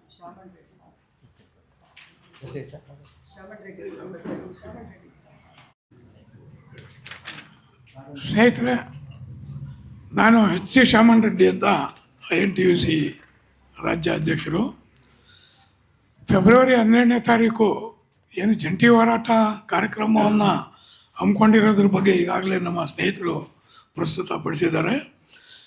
ಕಾರ್ಖಾನೆಗಳ ಉತ್ಪಾದನೆಯಲ್ಲಿ ತೊಡಗಿರ್ತಕ್ಕಂಥ ಕಾರ್ಮಿಕರಿಗೂ ಕೂಡ ಇವತ್ತು ಒಂದು ದೊಡ್ಡ ರೀತಿಯಲ್ಲಿ ಆಘಾತಕಾರಿಯಾದಂಥ ಕಾನೂನುಗಳನ್ನು ಕೇಂದ್ರ ಸರ್ಕಾರ ತಗೊಂಬರ್ತಾ ಇದೆ. ಈಗಾಗಲೇ ಅದನ್ನು ನಾವು ಇಂಪ್ಲಿಮೆಂಟ್ ಮಾಡಿದ್ದೀವಿ ಅಂತ ಹೇಳಿ ಅವರು ಹೇಳ್ತಾ ಇದ್ದರೂ ಕೂಡ ಪಾರ್ಲಿಮೆಂಟ್ನಲ್ಲಿ ಎಲ್ಲ BJPಯೇತರ ಪಕ್ಷಗಳು ಕೂಡ ಹೋರಾಟಗಳನ್ನು ಮಾಡಿ ಈ ಕಾಯ್ದೆಗಳನ್ನು ಹಿಂದೆ ಪಡಿಬೇಕು, ಕಾರ್ಮಿಕರ ಹಕ್ಕುಗಳನ್ನು ರಕ್ಷಣೆ ಮಾಡೋದರಲ್ಲಿ ಈ ಕಾಯ್ದೆಗಳು ಒಂದು ಕೂಡ ಸರಿಯಾಗಿ ಇಲ್ಲ ಅಂತ ಹೇಳಿ ಅಲ್ಲಿ ಕೂಡ ಪಾರ್ಲಿಮೆಂಟಲ್ಲಿ ಕೂಡ ಚರ್ಚೆ ಆಯಿತು. ನಮ್ಮ ರಾಜ್ಯದಲ್ಲೂ ಕೂಡ ಎಲ್ಲ ನಮ್ಮ JCTU ಸಂಘಟನೆಗಳು ಸುಮಾರು 2 ವರ್ಷಗಳಿಂದ ನಿರಂತರವಾಗಿ ರಾಜ್ಯ ಸರ್ಕಾರಕ್ಕೂ ಕೂಡ ಮನವಿಗಳನ್ನು ಕೊಟ್ಟು ಅದು ಮಂತ್ರಿ ಹತ್ರ ಚರ್ಚೆ ಕೂಡ ಆಗಿ ಈ 4 ಲೇಬರ್ ಕೋಡ್ಗಳಿಂದ ಆಗ್ತಕ್ಕಂಥ ಅನಾನುಕೂಲಗಳನ್ನು ಕೂಡಲೇ ಹಿಂಪಡಿಬೇಕು ಮತ್ತು ಕಾರ್ಮಿಕರಿಗೆ ಇರ್ತಕ್ಕಂಥ ಹಕ್ಕನ್ನು ಕಲ್ಪಿಸ್ಕೊಳ್ಳೋ ಜೊತೆಯಲ್ಲೇ ಅವರು ಕೆಲಸ ಮಾಡೋವಂಥ ಹಕ್ಕನ್ನು ಕೂಡ ಇವತ್ತು ನಾವು ಕೈ ಬಿಡೋ ಅಂಥ ಮಟ್ಟಕ್ಕೆ ಬಂದಿದೆ. ಅದನ್ನು ನಾವು JCTU ಮೂಲಕವಾಗಿ INTUC ಕೂಡ ಖಂಡಿಸ್ತಾ ಇದ್ದೀವಿ. ಮತ್ತು INTUC ಕೂಡ ಹಲವಾರು ಬಾರಿ ರಾಜ್ಯದ ಮಂತ್ರಿಯವರಿಗೆ ಈ ಕೂಡಲೇ ನೀವು ನಮ್ಮ ಎಲ್ಲ ಸಂಘಟನೆಗಳ ಮುಖಂಡರನ್ನು ಕರೆದು ಈ 4 ಲೇಬರ್ ಕೋಡ್ಗಳ ಅವಶ್ಯಕತೆ ಏನಿದೆ ಮತ್ತು ಇದರಿಂದ ಆಗ್ತಕ್ಕಂಥ ಪರಿಣಾಮಗಳೇನು ಇದನ್ನು ಚರ್ಚೆ ಮಾಡಬೇಕು ಅಂಥೇಳಿ ಅವರ ಗಮನಕ್ಕೂ ಕೂಡ ನಾವು ತಂದಿದ್ದೀವಿ. ಆದರೆ ಈಗ ಗೊತ್ತಾಯಿತು ಬಹಳ ಜರೂರಾಗಿ ಈ 4 ಲೇಬರ್ ಕೋಡ್ಗಳಲ್ಲಿ ಏನಿದೆ ಅದನ್ನು ಕೂಡಲೇ ಇಂಪ್ಲಿಮೆಂಟ್ ಮಾಡಬೇಕು. ಅದು ಫೆಬ್ರವರಿ 10-12 ಒಳಗಡೆ ಕಾನೂನನ್ನು ಅನುಷ್ಠಾನಕ್ಕೆ ತರಬೇಕು ಅನ್ನೋದು ಒಂದು ಚಿಂತನೆ ಕೂಡ ನಡೀತಾ ಇದೆ. ಅದಕ್ಕೆ ನಾವು ಸರ್ಕಾರಕ್ಕೆ ನೇರವಾಗಿ ಹೇಳ್ತಾ ಇದ್ದೀವಿ, ಮಾಧ್ಯಮಗಳ ಮೂಲಕ ಮತ್ತು ಪತ್ರಿಕಾ ವ್ಯವಹಾರದಲ್ಲೂ ಕೂಡ ಈ ಕೂಡಲೇ ಅದನ್ನು ರದ್ದು ಮಾಡಬೇಕು. ನಮ್ಮ ಕಾರ್ಮಿಕ ಸಂಘಟನೆಗಳ ಜೊತೆಯಲ್ಲಿ ಚರ್ಚೆ ಮಾಡಿ, ಚರ್ಚೆ ಆದ ನಂತರ ಅದನ್ನು ಆಗು ಹೋಗುಗಳನ್ನು ವಿಸ್ತೃತವಾಗಿ ಚರ್ಚೆ ಮಾಡಿದ ಮೇಲೆ ಅದನ್ನು ಇಂಪ್ಲಿಮೆಂಟ್ ಮಾಡೋದಕ್ಕೆ ಹೋಗಬೇಕು. ಮತ್ತು ನಾವು ಅದನ್ನು ಇಂಪ್ಲಿಮೆಂಟ್ ಮಾಡೋದೇ ಬೇಡ ಅಂಥೇಳಿ JCTUಯಿಂದ ಸರ್ಕಾರಕ್ಕೂ ಮತ್ತು ಕೇಂದ್ರ ಸರ್ಕಾರಕ್ಕೂ ಕೂಡ ಎಚ್ಚರಿಕೆಯನ್ನು ಕೊಡ್ತಾ ಇದ್ದೀವಿ. ಈ ನಿಟ್ಟಿನಲ್ಲಿ 12ನೇ ತಾರೀಕು ಏನು ಮುಷ್ಕರಕ್ಕೆ ಕರೆ ಕೊಟ್ಟಿದ್ದೀವಿ, ಆ ಮುಷ್ಕರ ಕೂಡ ಯಶಸ್ವಿ ಮಾಡೋದಕ್ಕೆ ಸಂಘಟನೆಗಳಲ್ಲಿ ಇರ್ತಕ್ಕಂಥ ಜಾಗದಲ್ಲಿ ಈಗ ಮುಷ್ಕರಕ್ಕೆ ನೋಟಿಸನ್ನು ಕೂಡ ನಾವು ಕೊಟ್ಟಿದ್ದೀವಿ. ಅದೇ ರೀತಿಯಲ್ಲಿ ಗುಲ್ಬರ್ಗ ಸಿಮೆಂಟ್ ವಾಡಿಯಾ ಫ್ಯಾಕ್ಟ್ರಿನಲ್ಲಿ ಮುಷ್ಕರ ನೋಟಿಸ್ ಕೊಟ್ಟರೂ ಕೂಡ ಅವರು ಮುಷ್ಕರ ನೋಟಿಸೇ ತಗೊಂಡಿಲ್ಲ. ಹೀಗಾಗಿ ಕೆಲವು ಜಾಗದಲ್ಲಿ ಅದಕ್ಕೆ ಪರ್ಯಾಯವಾಗಿ ಕ್ರಮಗಳನ್ನು ಕೂಡ ಹಮ್ಮಿಕೊಳ್ತಾ ಇದ್ದೀವಿ. ಸಂಘಟನೆಗಳು ಈಗಾಗಲೇ ಮುಷ್ಕರದ ನೋಟಿಸನ್ನು ಕೂಡ ನೀಡಿರ್ತಾರೆ. ಇದನ್ನು ಖಂಡಿಸಿ ದೀರ್ಘವಾದಂಥ ಹೋರಾಟಗಳನ್ನು ಈ 12ನೇ ತಾರೀಕಿನ ಕಾರ್ಯಕ್ರಮ ಯಶಸ್ವಿಯಾಗಲಿ ಅಂಥೇಳಿ INTUC ಪರವಾಗಿ ಮತ್ತು JCTU ಪರವಾಗಿ ಮನವಿ ಮಾಡ್ತಾ ಇದ್ದೀವಿ. ಮತ್ತೊಮ್ಮೆ ಮಾಧ್ಯಮ ಪ್ರತಿನಿಧಿಗಳನ್ನು ಸ್ವಾಗತ ಮಾಡ್ತಾ, ನಾನು HR ಬಸವರಾಜಪ್ಪ, ರಾಜ್ಯಾಧ್ಯಕ್ಷರು, ಕರ್ನಾಟಕ ರಾಜ್ಯ ರೈತ ಸಂಘ ಹಾಗೂ ಹಸಿರು ಸೇನೆ. ನಾವು ಸ್ವತಂತ್ರ ಪೂರ್ವದಲ್ಲಿ ಭಾಳ ಬ್ರಿಟಿಷ್ನವ್ರ ಆಡಳಿತದಲ್ಲಿ ಏನಿದ್ವಿ ಬೃಹತ್ ಪ್ರಮಾಣದ ಚಳವಳಿ ಏನು ನಡೀತು, ಉದ್ದೇಶ ಇದು ಜನಪರವಾದಂಥ ಆಡಳಿತ ಕೊಡಬೇಕು, ರೈತರು, ಕಾರ್ಮಿಕರು, ದಲಿತರು, ದುಡಿಯೋ ವರ್ಗದವರ ಪರವಾಗಿ ಆಡಳಿತ ಕೊಡಬೇಕು ಅನ್ನೋ ಮಹಾನ ಅಭಿಲಾಷೆಯಿಂದ ನಾವು ಸ್ವಾತಂತ್ರ್ಯವನ್ನು ಪಡ್ಕೊಂಡ್ವಿ. ಆದರೆ ಇವತ್ತು ಸ್ವಾತಂತ್ರ್ಯ ಬಂದ ನಂತರ ಸ್ವಲ್ಪ ದಿವಸ ಕಾರ್ಮಿಕ, ರೈತರ ಪರವಾದಂಥ, ದಲಿತರ ಪರವಾದಂಥ ಆಡಳಿತ ಸ್ವಲ್ಪ ದಿವಸ ನಡೀತು. ಇತ್ತೀಚೆಗೆ ಯಾವಾಗ ಉದಾರೀಕರಣ, ಖಾಸಗೀಕರಣ, ಜಾಗತೀಕರಣ ಜಾರಿಗೆ ಬಂತು, ಆ ನಂತರದಿಂದ ರೈತರ, ಕಾರ್ಮಿಕರ, ದಲಿತ ಹೆಸರಿನಲ್ಲಿ ಅವರ ವಿರೋಧಿ ಕಾನೂನುಗಳನ್ನು, ಬಂಡವಾಳಶಾಹಿಗಳ ಪರವಾದಂಥ ಕಾನೂನುಗಳನ್ನು ಒಂದೊಂದೇ ಜಾರಿ ತರ್ತಾ ಇದ್ದಾರೆ. ಹಾಗಾಗಿ ಇವತ್ತು ಕಾರ್ಮಿಕ 4 ಕೋಡ್ ಇರ್ಬೋದು, ರೈತರು ಬಗ್ಗೆ ಇವತ್ತು ಬೀಜ ಮಸೂದೆ, ವಿದ್ಯುಚ್ಛಕ್ತಿ ಮಸೂದೆ, ಭೂ ಸ್ವಾಧೀನ ಕಾಯ್ದೆ, ಮತ್ತು ಏನು ಗ್ಯಾರಂಟಿ, ಏನು ಸ್ವಾಮಿನಾಥನ್ ವರದಿ ಪ್ರಕಾರ ಖರೀದಿಯನ್ನು ಗ್ಯಾರಂಟಿ ಮಾಡ್ತಕ್ಕಂಥ ಕಾನೂನು ಆಗ್ಬೋದು, ಅವನ್ನು ಇವತ್ತಿನ ತನಕ ತರೋಕ್ಕಾಗಿಲ್ಲ. ಈಗ ಏನು ಕೇಂದ್ರ ಸರ್ಕಾರ ತಂದಿದ್ದಾವೆ ಆ ಕಾನೂನುಗಳನ್ನು ನಿನ್ನೆ ರಾಜ್ಯ ಸರ್ಕಾರ ನರೇಗಾ ಯೋಜನೆ, ಜಿ ಕಾಯ್ದೆಯನ್ನು ಹೇಗೆ ವಿರೋಧ ಮಾಡ್ತೋ ಅದೇ ರೀತಿ ನಾವು ರಾಜ್ಯ ಸರ್ಕಾರಕ್ಕೆ ಒತ್ತಾಯ ಮಾಡ್ತಾ ಇದ್ದೀವಿ. ಕಾರ್ಮಿಕ ಕೋಡ್ಗಳನ್ನು ಜಾರಿ ತರಬಾರ್ದು, ವಿಧಾನಸಭೆಯಲ್ಲಿ ಅಂಗೀಕರಿಸಬಾರ್ದು, ಅದನ್ನು ವಿರೋಧ ಮಾಡಬೇಕು. ಬೀಜ ಮಸೂದೆಯನ್ನು ವಿರೋಧ ಮಾಡಬೇಕು, ವಿದ್ಯುಚ್ಛಕ್ತಿ ಮಸೂದೆಯನ್ನು ವಿರೋಧ ಮಾಡಬೇಕು. ಆಮೇಲೆ ಕೇಂದ್ರದಲ್ಲಿ ಕಾಯ್ದೆನ ಹಿಂಪಡೆದ್ರೂ ಕೂಡ, ಭೂ ಸುಧಾರಣಾ ಕಾಯ್ದೆ, APMC ಕಾಯ್ದೆ, ಜಾನುವಾರು ಹತ್ಯೆ ಕಾಯ್ದೆನ ಹಿಂಪಡೆದ್ರೂ ಕೂಡ ಕರ್ನಾಟಕದಲ್ಲಿ ಹಿಂಪಡೆದಿಲ್ಲ. ಅದನ್ನು ತಕ್ಷಣದಿಂದ ಹಿಂಪಡಿಬೇಕು ಅಂತಕ್ಕಂಥನ್ನ ಸರ್ಕಾರಕ್ಕೆ ಈಗಲೇ ಒತ್ತಾಯ ಮಾಡ್ತಾ ಇದ್ದೀವಿ. ನಾವು ಈ ಮೂಲಕ ಒತ್ತಾಯ ಮಾಡ್ತಾ ಇದ್ದೀವಿ. ಕೇಂದ್ರ ಸರ್ಕಾರದಂತೆ ರಾಜ್ಯ ಸರ್ಕಾರನೂ ನಡ್ಕೊಂಡ್ರೆ ಅವ್ರ ಪರವಾಗಿ ಇನ್ನೂ ವೇಗವಾಗಿ ಆ ಕಾಯ್ದೆಗಳನ್ನು ಜಾರಿ ಮಾಡೋಕ್ಕೆ ಹೊರಟ್ರೆ ಇವತ್ತು ರಾಜ್ಯ ಸರ್ಕಾರ ಬೆಲೆ ತೆರಬೇಕಾಗತ್ತೆ ಅಂತಕ್ಕಂಥ ಎಚ್ಚರಿಕೆಯನ್ನು ಕೂಡ ಈ ಸಂದರ್ಭದಲ್ಲಿ ರಾಜ್ಯ ಸರ್ಕಾರಕ್ಕೂ ಕೂಡ ಕೊಡ್ತಾ ಇದ್ದೇವೆ. ಇವತ್ತೇನು 12ನೇ ತಾರೀಕು ಕಾರ್ಯಕ್ರಮ ಏನು ನಡೀತಾ ಇದೆ, 12ನೇ ತಾರೀಕಿನ ರಾಷ್ಟ್ರವ್ಯಾಪಿ ಸ್ವಯಂ ಪ್ರೇರಿತ ಬಂದ್, ಅದು ಕಾರ್ಮಿಕ ಸಂಘಟನೆಗಳು ಮತ್ತು ರೈತ ಸಂಘಟನೆಗಳು ಕೂಡ ಒಟ್ಟಾಗಿ ಜಂಟಿಯಾಗಿ ಇವತ್ತು ಹೋರಾಟ ಮಾಡ್ತಾ ಇದ್ದೇವೆ. ಬಹುಶಃ ಇತಿಹಾಸದಲ್ಲಿ ಯಾವುದೂ ಹಿಂದೆ ಆಗದೇ ಇರತಕ್ಕಂಥ ಬಂದ್, ಸ್ವಯಂ ಪ್ರೇರಿತ ಬಂದ್ ರೀತಿ ಕಾರ್ಮಿಕ ಸಂಘಟನೆಗಳು ಕೆಲಸ ನಿಲ್ಲಿಸ್ತಾರೆ, ರೈತ ಸಂಘಟನೆಗಳು, ರೈತರು ಕೂಡ ಕೆಲಸ ನಿಲ್ಲಿಸ್ತಾರೆ. ಬೃಹತ್ ಪ್ರತಿಭಟನೆ ಆಗ್ತವೆ, ಜಾಥಾ ಆಗ್ತವೆ, ಮೆರವಣಿಗೆ ಆಗ್ತವೆ, ಸಭೆ ಆಗ್ತವೆ ಪ್ರತಿಯೊಂದು ಜಿಲ್ಲಾ ತಾಲೂಕಾ ಕೇಂದ್ರಗಳಲ್ಲಿ. ಆದ್ದರಿಂದ ಈ ಚಳವಳಿ ಯಶಸ್ವಿಯಾಗುತ್ತೆ. ಅದಕ್ಕೆ ತಮ್ಮೆಲ್ಲರ ಮಾಧ್ಯಮ ಮಿತ್ರರ ಬೆಂಬಲವನ್ನು ಕೋರ್ತಾ ನನ್ನ ಮಾತನ್ನು ಮುಗಿಸ್ತೇನೆ. ನಮಸ್ಕಾರ. ಶಂಕರ್ ಅಂತ, general secretary, trade union coordination ಸೆಂಟ್ರಿಂದ. ಈಗಾಗಲೇ ನಮ್ಮ ಸ್ನೇಹಿತರು ಹೇಳಿದ್ದಾರೆ, ಈ ದೇಶನ ಯಾವ ಕಡೆ ತಗೊಂಡೋಗ್ತಾ ಇದ್ದಾರೆ ಅಂತ ನೋಡಿದ್ರೆ ನನಗನ್ಸುತ್ತೆ ನಾವು ಏನು ಸ್ವತಂತ್ರ ಅಂತ ಹೇಳ್ಕೊಂಡು 77 ವರ್ಷ ಆದರೂ ಸಹ ಇವತ್ತು ಇನ್ನೂ ಪ್ರಿಮಿಟಿವ್ ಸೊಸೈಟಿಗೆ ಹೋಗುವಂಥ ಒಂದು ಪ್ರಯತ್ನನ ಮೋದಿ ಸರ್ಕಾರ ಮಾಡ್ತಾ ಇದ್ದಾರೆ. ಈ ಎಲ್ಲ ಕಾಯ್ದೆಗಳ ಬಗೆಗೆ ಅವ್ರು ಏನು 2014ರಿಂದ 2024 ನೋಡಿದ್ರೆ ಏನು ಮಾಡಿದಾರಪ್ಪ ಅಂತಂದರೆ ಒಂದೂ ಸಹ ಪಾರ್ಲಿಮೆಂಟ್ನಲ್ಲಿ ಚರ್ಚೆ ಆಗಲಿಲ್ಲ. ಈಗ ನಿನ್ನೆನೂ ಸಹ ಅಪೋಸಿಷನ್ ಲೀಡರ್ ನಿಂತ್ಕೊಂಡ್ರೆ ಅವ್ರಿಗೆ ಮಾತನಾಡೋದಕ್ಕೆ ಅವಕಾಶ ಕೊಟ್ಟಿಲ್ಲ. ಅಂದರೆ ಇದಕ್ಕೆ ಅಲ್ಲಿಂದ ಇಷ್ಟು ಸಭೆಗಳಾಗಿ ಅದಕ್ಕೆ ಖರ್ಚು ಸುಮಾರು 3,300 ಕೋಟಿ ರೂಪಾಯಿ ಕಂಪ್ಲೀಟು ಅದಕ್ಕೆ ಖರ್ಚಾಗಿದೆ 2014ರಿಂದ 2024 ಸಾಧನೆ ಒಂದೇ ಏನು ಅಂತಂದರೆ ಟ್ಯಾಕ್ಸ್ ಪೇಯರ್ಸ್ ಮನಿನ ಯೂಸ್. ಇನ್ನೊಂದು ಅವ್ರಿಗೆ ಬಂದಾಗ ಎಲ್ಲ ಕಾರ್ಪೊರೇಟ್ ಈಗ ಸಾಲ ಮಾಡಿ ಬಡ್ಜೆಟ್ ಮಾಡಿರೋದು, ಇನ್ನೇನು ಸಾಲ ಮಾಡಿದಿರ ಬಡ್ಜೆಟ್ ಮಾಡಿಲ್ಲ. ಹೋಗ್ಲಿ, ಆ ಸಾಲ ಮಾಡಿದ ಬಡ್ಜೆಟ್ನ ಜನಸಾಮಾನ್ಯರಿಗೆ, ರೈತರಿಗೆ, ಕಾರ್ಮಿಕರಿಗೆ ಏನೋ ಉಪಯೋಗಿಸ್ತಾರೆ ಅಂತಂದರೆ ಅದರೊಳಗಡೆ 90% ಬಡ್ಜೆಟ್ ಎಲ್ಲ ಸಹ ಅದಾನಿ, ಅಂಬಾನಿ ಅಂತ ಒಂದು ಕಾರ್ಪೊರೇಟ್ ಕಂಪನಿಗಳಿಗೆ ಕೊಡೋದಕ್ಕೋಸ್ಕರನೇ ಅವರು ಸಾಲ ಮಾಡಿ ಮಾಡೋದು. ಸಾಲ ಇವತ್ತು ಯಾವ ರೀತಿಯಲ್ಲಿ ಸಾಲ ಆಗಿದೆ ಅಂತಂದರೆ ಅದಕ್ಕೇನು ಮಾಡ್ತಾರೆ, GST ಹಾಕ್ತಾರೆ, ಜನಸಾಮಾನ್ಯರ GSTನ ಆ ಸಾಲ ತೀರಿಸೋದಕ್ಕೆ ಬಳಸ್ತಾ ಇದ್ದಾರೆ. ಇದು ಸಾಮಾನ್ಯವಾಗಿ ನೋಡಿದಾಗ, ಯಾಕೆಂದರೆ ಈ ಕೋಡ್ಗಳದ್ದು ಒಂದೇ ಒಂದು ಎಕ್ಸಾಂಪಲ್ ಹೇಳ್ತಾನೆ.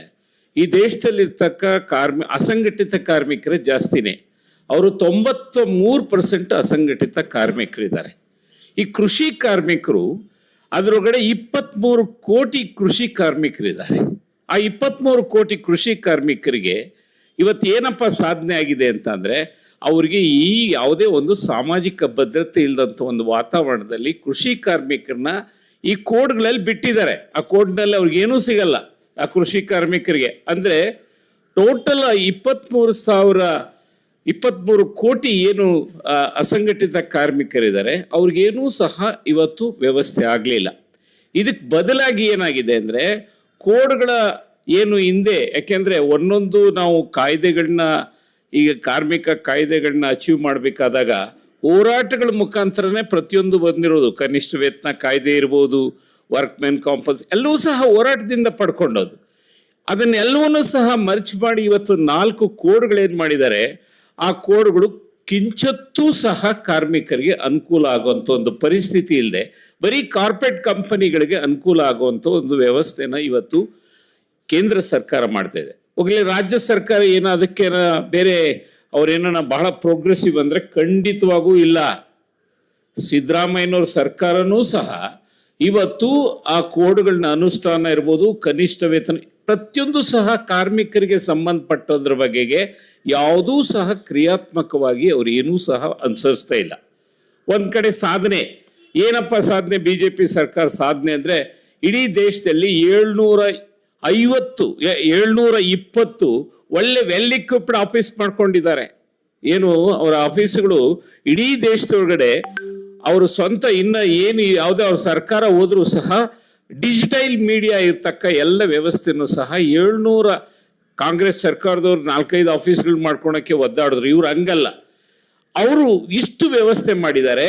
ಅದಲ್ಲದೆ 10,000 ಕೋಟಿ ರೂಪಾಯಿ ಡಿಪಾಸಿಟ್ ಇದೆ. ಅಂದರೆ ಏನು ಅಂದರೆ ಇವ್ರೇನು ಕಡೆ ಆನೆಸ್ಟು, ನಾವು ಸತ್ಯ ಹರಿಶ್ಚಂದ್ರ ಮೊಮ್ಮಕ್ಕಳು ಅಂತ ಮೋದಿಯಿಂದ ಎಲ್ಲರೂ ಹೇಳ್ಕೊಂಡು ಬರ್ತಾರೆ. ಅವರ ಟೋಟಲ್ ಆಗಿ ಇವತ್ತೇನು ಅಂದರೆ ಸಂಪೂರ್ಣವಾಗಿ ಅವರ ಅಧಿಕಾರ ಉಪಯೋಗಿಸ್ಕೊಂಡಿರ್ತಕ್ಕದ್ದು ಏನು ಅಂದರೆ ಹಣ ಮಾಡೋ ಒಂದೇ ಒಂದು ದೃಷ್ಟಿಕೋನ ಮತ್ತು ಬಂಡವಾಳಗಾರ ವ್ಯವಸ್ಥೆಗೆ. ಅದಾನಿದು ಕಳೆದ 10 ವರ್ಷದ ಹಿಂದೆ 15 ವರ್ಷದ ಹಿಂದೆ ಇರ್ತಕ್ಕ ಪ್ರಾಪರ್ಟಿ ನೋಡಿ ಇವತ್ತು ಎಷ್ಟಿದೆ ನೋಡಿ. ಅಂದರೆ ಎಲ್ಲವನ್ನೂ ಸಹ ಕಂಪ್ಲೀಟ್ ಕಾರ್ಪೊರೇಟ್ ಕಂಪನಿಗಳಿಗೆ ವಹಿಸಿ ಇನ್ನು ನಮ್ಮನ್ನೆಲ್ಲರೂ ಸಹ ದಾಸ್ಯದ ವ್ಯವಸ್ಥೆಗೆ ಕೊಂಡೊಯ್ಯುವಂಥ ಒಂದು ಪ್ರಯತ್ನನ BJP ಸರ್ಕಾರ ಮಾಡ್ತಾ ಇರೋದ್ರಿಂದ ನನಗನ್ಸುತ್ತೆ ಈ ದೇಶದ ಭವಿಷ್ಯ ಬಹಳ ಕಠಿಣವಾದ ಪರಿಸ್ಥಿತಿ ಇದೆ. ಅವರು ಹಿಂದೂ ರಾಷ್ಟ್ರ ಅಂತ, ಯಾಕೆಂದರೆ ಭಾರತ ದೇಶದಲ್ಲಿ ಬರೀ ಹಿಂದೂಗಳು ಮಾತ್ರ ಇಲ್ಲ, ಎಲ್ಲರೂ ಇದ್ದೇವೆ ನಾವು. It is a secular state, ಇದನ್ನು ಅಚೀವ್ ಮಾಡಿದ್ದೇವೆ. ಆದರೆ ಅದರ ಹೆಸರಿನಲ್ಲಿ ಇವತ್ತೇನು ಗೊತ್ತಾ, ದೇಶದಲ್ಲಿ ಇರ್ತಕ್ಕ ಕಾರ್ಮಿಕ ವರ್ಗನ ಒಡೆಯುವಂಥ ಒಂದು ಪ್ರಯತ್ನ, ರೈತರನ್ನ ಕಂಪ್ಲೀಟು ಇನ್ನೂ ಬಹಳ ಪ್ರಿಮಿಟಿವ್ ಇದಕ್ಕೆ ತಗೊಂಡೋವಂಥ ಒಂದು ಪ್ರಯತ್ನ ಏನು ಮಾಡ್ತಾ ಇದ್ದಾರೆ. ಇದನ್ನು ತೀವ್ರವಾಗಿ ಈ ದೇಶದಲ್ಲಿರ್ತಕ್ಕ ಕಾರ್ಮಿಕ ಸಂಘಟನೆಗಳು ಕಳೆದ 2014ರಿಂದ ಒಗ್ಗಟ್ಟಾಗಿ ಹೋರಾಟ, ಅಂದರೆ ಎಲ್ಲ ನಮ್ಮ ಸೈದ್ಧಾಂತಿಕ ವಿಚಾರಗಳನ್ನ ಮರೆತು ಐಕ್ಯತೆಯಿಂದ ಹೋರಾಟ ಮಾಡೋ ಒಂದು ಪ್ರಯತ್ನ ಇವತ್ತು ನಡೆದಿದೆ. ಇದ್ರ ಮಧ್ಯೆ ಇವತ್ತು ರೈತರು ಸಹ ಬಹಳ, ಯಾಕೆಂದರೆ ಅವರು ಶೋಷಣೆ ಗುರಿಯಾಗಿಂದ ಇವತ್ತು ದೇಶದಲ್ಲಿ ರೈತರು ಕಾರ್ಮಿಕರು ಒಂದು ಐಕ್ಯತೆ ಹೋರಾಟ ಬಹಳ ವ್ಯವಸ್ಥಿತವಾಗಿ ನಡ್ಕೊಂಡು ಬರ್ತಾ ಇದೆ. ಇದು ಭಾರತ ದೇಶದ ಇತಿಹಾಸದಲ್ಲಿ ಏನು ರೈತರ ಹೋರಾಟ ಐತಿಹಾಸಿಕವಾದ ಹೋರಾಟ. 722 ಜನ ತ್ಯಾಗ ಮಾಡಿದ್ದಾರೆ.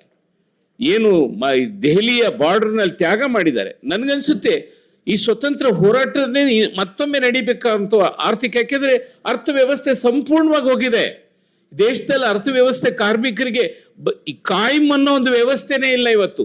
ಎಲ್ಲ ಕಂಪ್ಲೀಟು ಔಟ್ಸೋರ್ಸು ಮತ್ತು ಗುತ್ತಿಗೆ ವ್ಯವಸ್ಥೆ. ಈ ವ್ಯವಸ್ಥೆ ಒಳಗಡೆ ಕಾರ್ಮಿಕರಿಗೆ ತಮ್ಮ ಹಕ್ಕುಗಳನ್ನ ರಕ್ಷಣೆ ಮಾಡ್ಕೊಳೋದಕ್ಕೆ ಕಿಂಚತ್ತೂ ಸಹ ಅವಕಾಶ ಇಲ್ಲ. ಈ ನಿಟ್ಟಿನಲ್ಲಿ ನನಗನ್ಸುತ್ತೆ ನಾವು ನಮ್ಮ ಸ್ನೇಹಿತರಾಗಲೇ ಅವ್ರು ಹೇಳಿದ ರೀತಿಯಲ್ಲಿ 2ನೇ ಹೋರಾಟ ಅಂದರೆ ಸ್ವತಂತ್ರ ಹೋರಾಟ ಅಲ್ಲ, ಆರ್ಥಿಕ ಹೋರಾಟ ಅನಿವಾರ್ಯ ಆಗ್ತದೆ, ಬೇರೆ ದಾರಿ ಇಲ್ಲ. ಇವತ್ತು ನಮ್ಮ ಎಲ್ಲವನ್ನೂ ಸಹ ನಮ್ಮ ಹಕ್ಕುಗಳನ್ನೆಲ್ಲವನ್ನೂ ಸಹ ಕಸಿದುಕೊಂಡಾಗ ಉಳಿದಿರ್ತಕ್ಕದೇನು ಹೋರಾಟ ಒಂದೇ ಮಾರ್ಗ.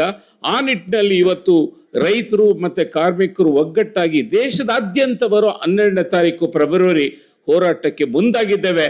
ಈ ಹೋರಾಟ ಯಶಸ್ವಿಯಾಗಿ ಆಗಬೇಕಾಗ್ತದೆ. ಮಾಧ್ಯಮ ಸ್ನೇಹಿತರಲ್ಲಿ ಮನವಿ ಏನು ಅಂತಂದರೆ, ನೀವು ಸಹ ಒಂದು ಪ್ರಜಾಪ್ರಭುತ್ವದ ಪ್ರಮುಖ ಅಂಗ ಆಗಿರೋದ್ರಿಂದ, ಪ್ರಜಾಪ್ರಭುತ್ವ ಇವತ್ತು ಕೆಟ್ಟ ಸ್ಥಿತಿಗೆ ಹೋಗಿರೋದ್ರಿಂದ ನನಗನ್ಸುತ್ತೆ ನಾವು ಅನಿವಾರ್ಯ. ಯಾಕೆಂದರೆ ಕೆಟ್ಟ ಸ್ಥಿತಿಗೆ ಯಾಕೆ ಹೋಗಿದೆ ಅಂತಂದರೆ, ನಿನ್ನೆ ಏನು ಟ್ರಂಪ್ ಜೊತೆ ಮಾಡ್ಕೊಂಡಂಥ ಒಪ್ಪಂದ ನಾವು ನೋಡಿದಾಗ ರೈತರನ್ನ ಅಡ ಇಟ್ಟಿದ್ದಾರೆ.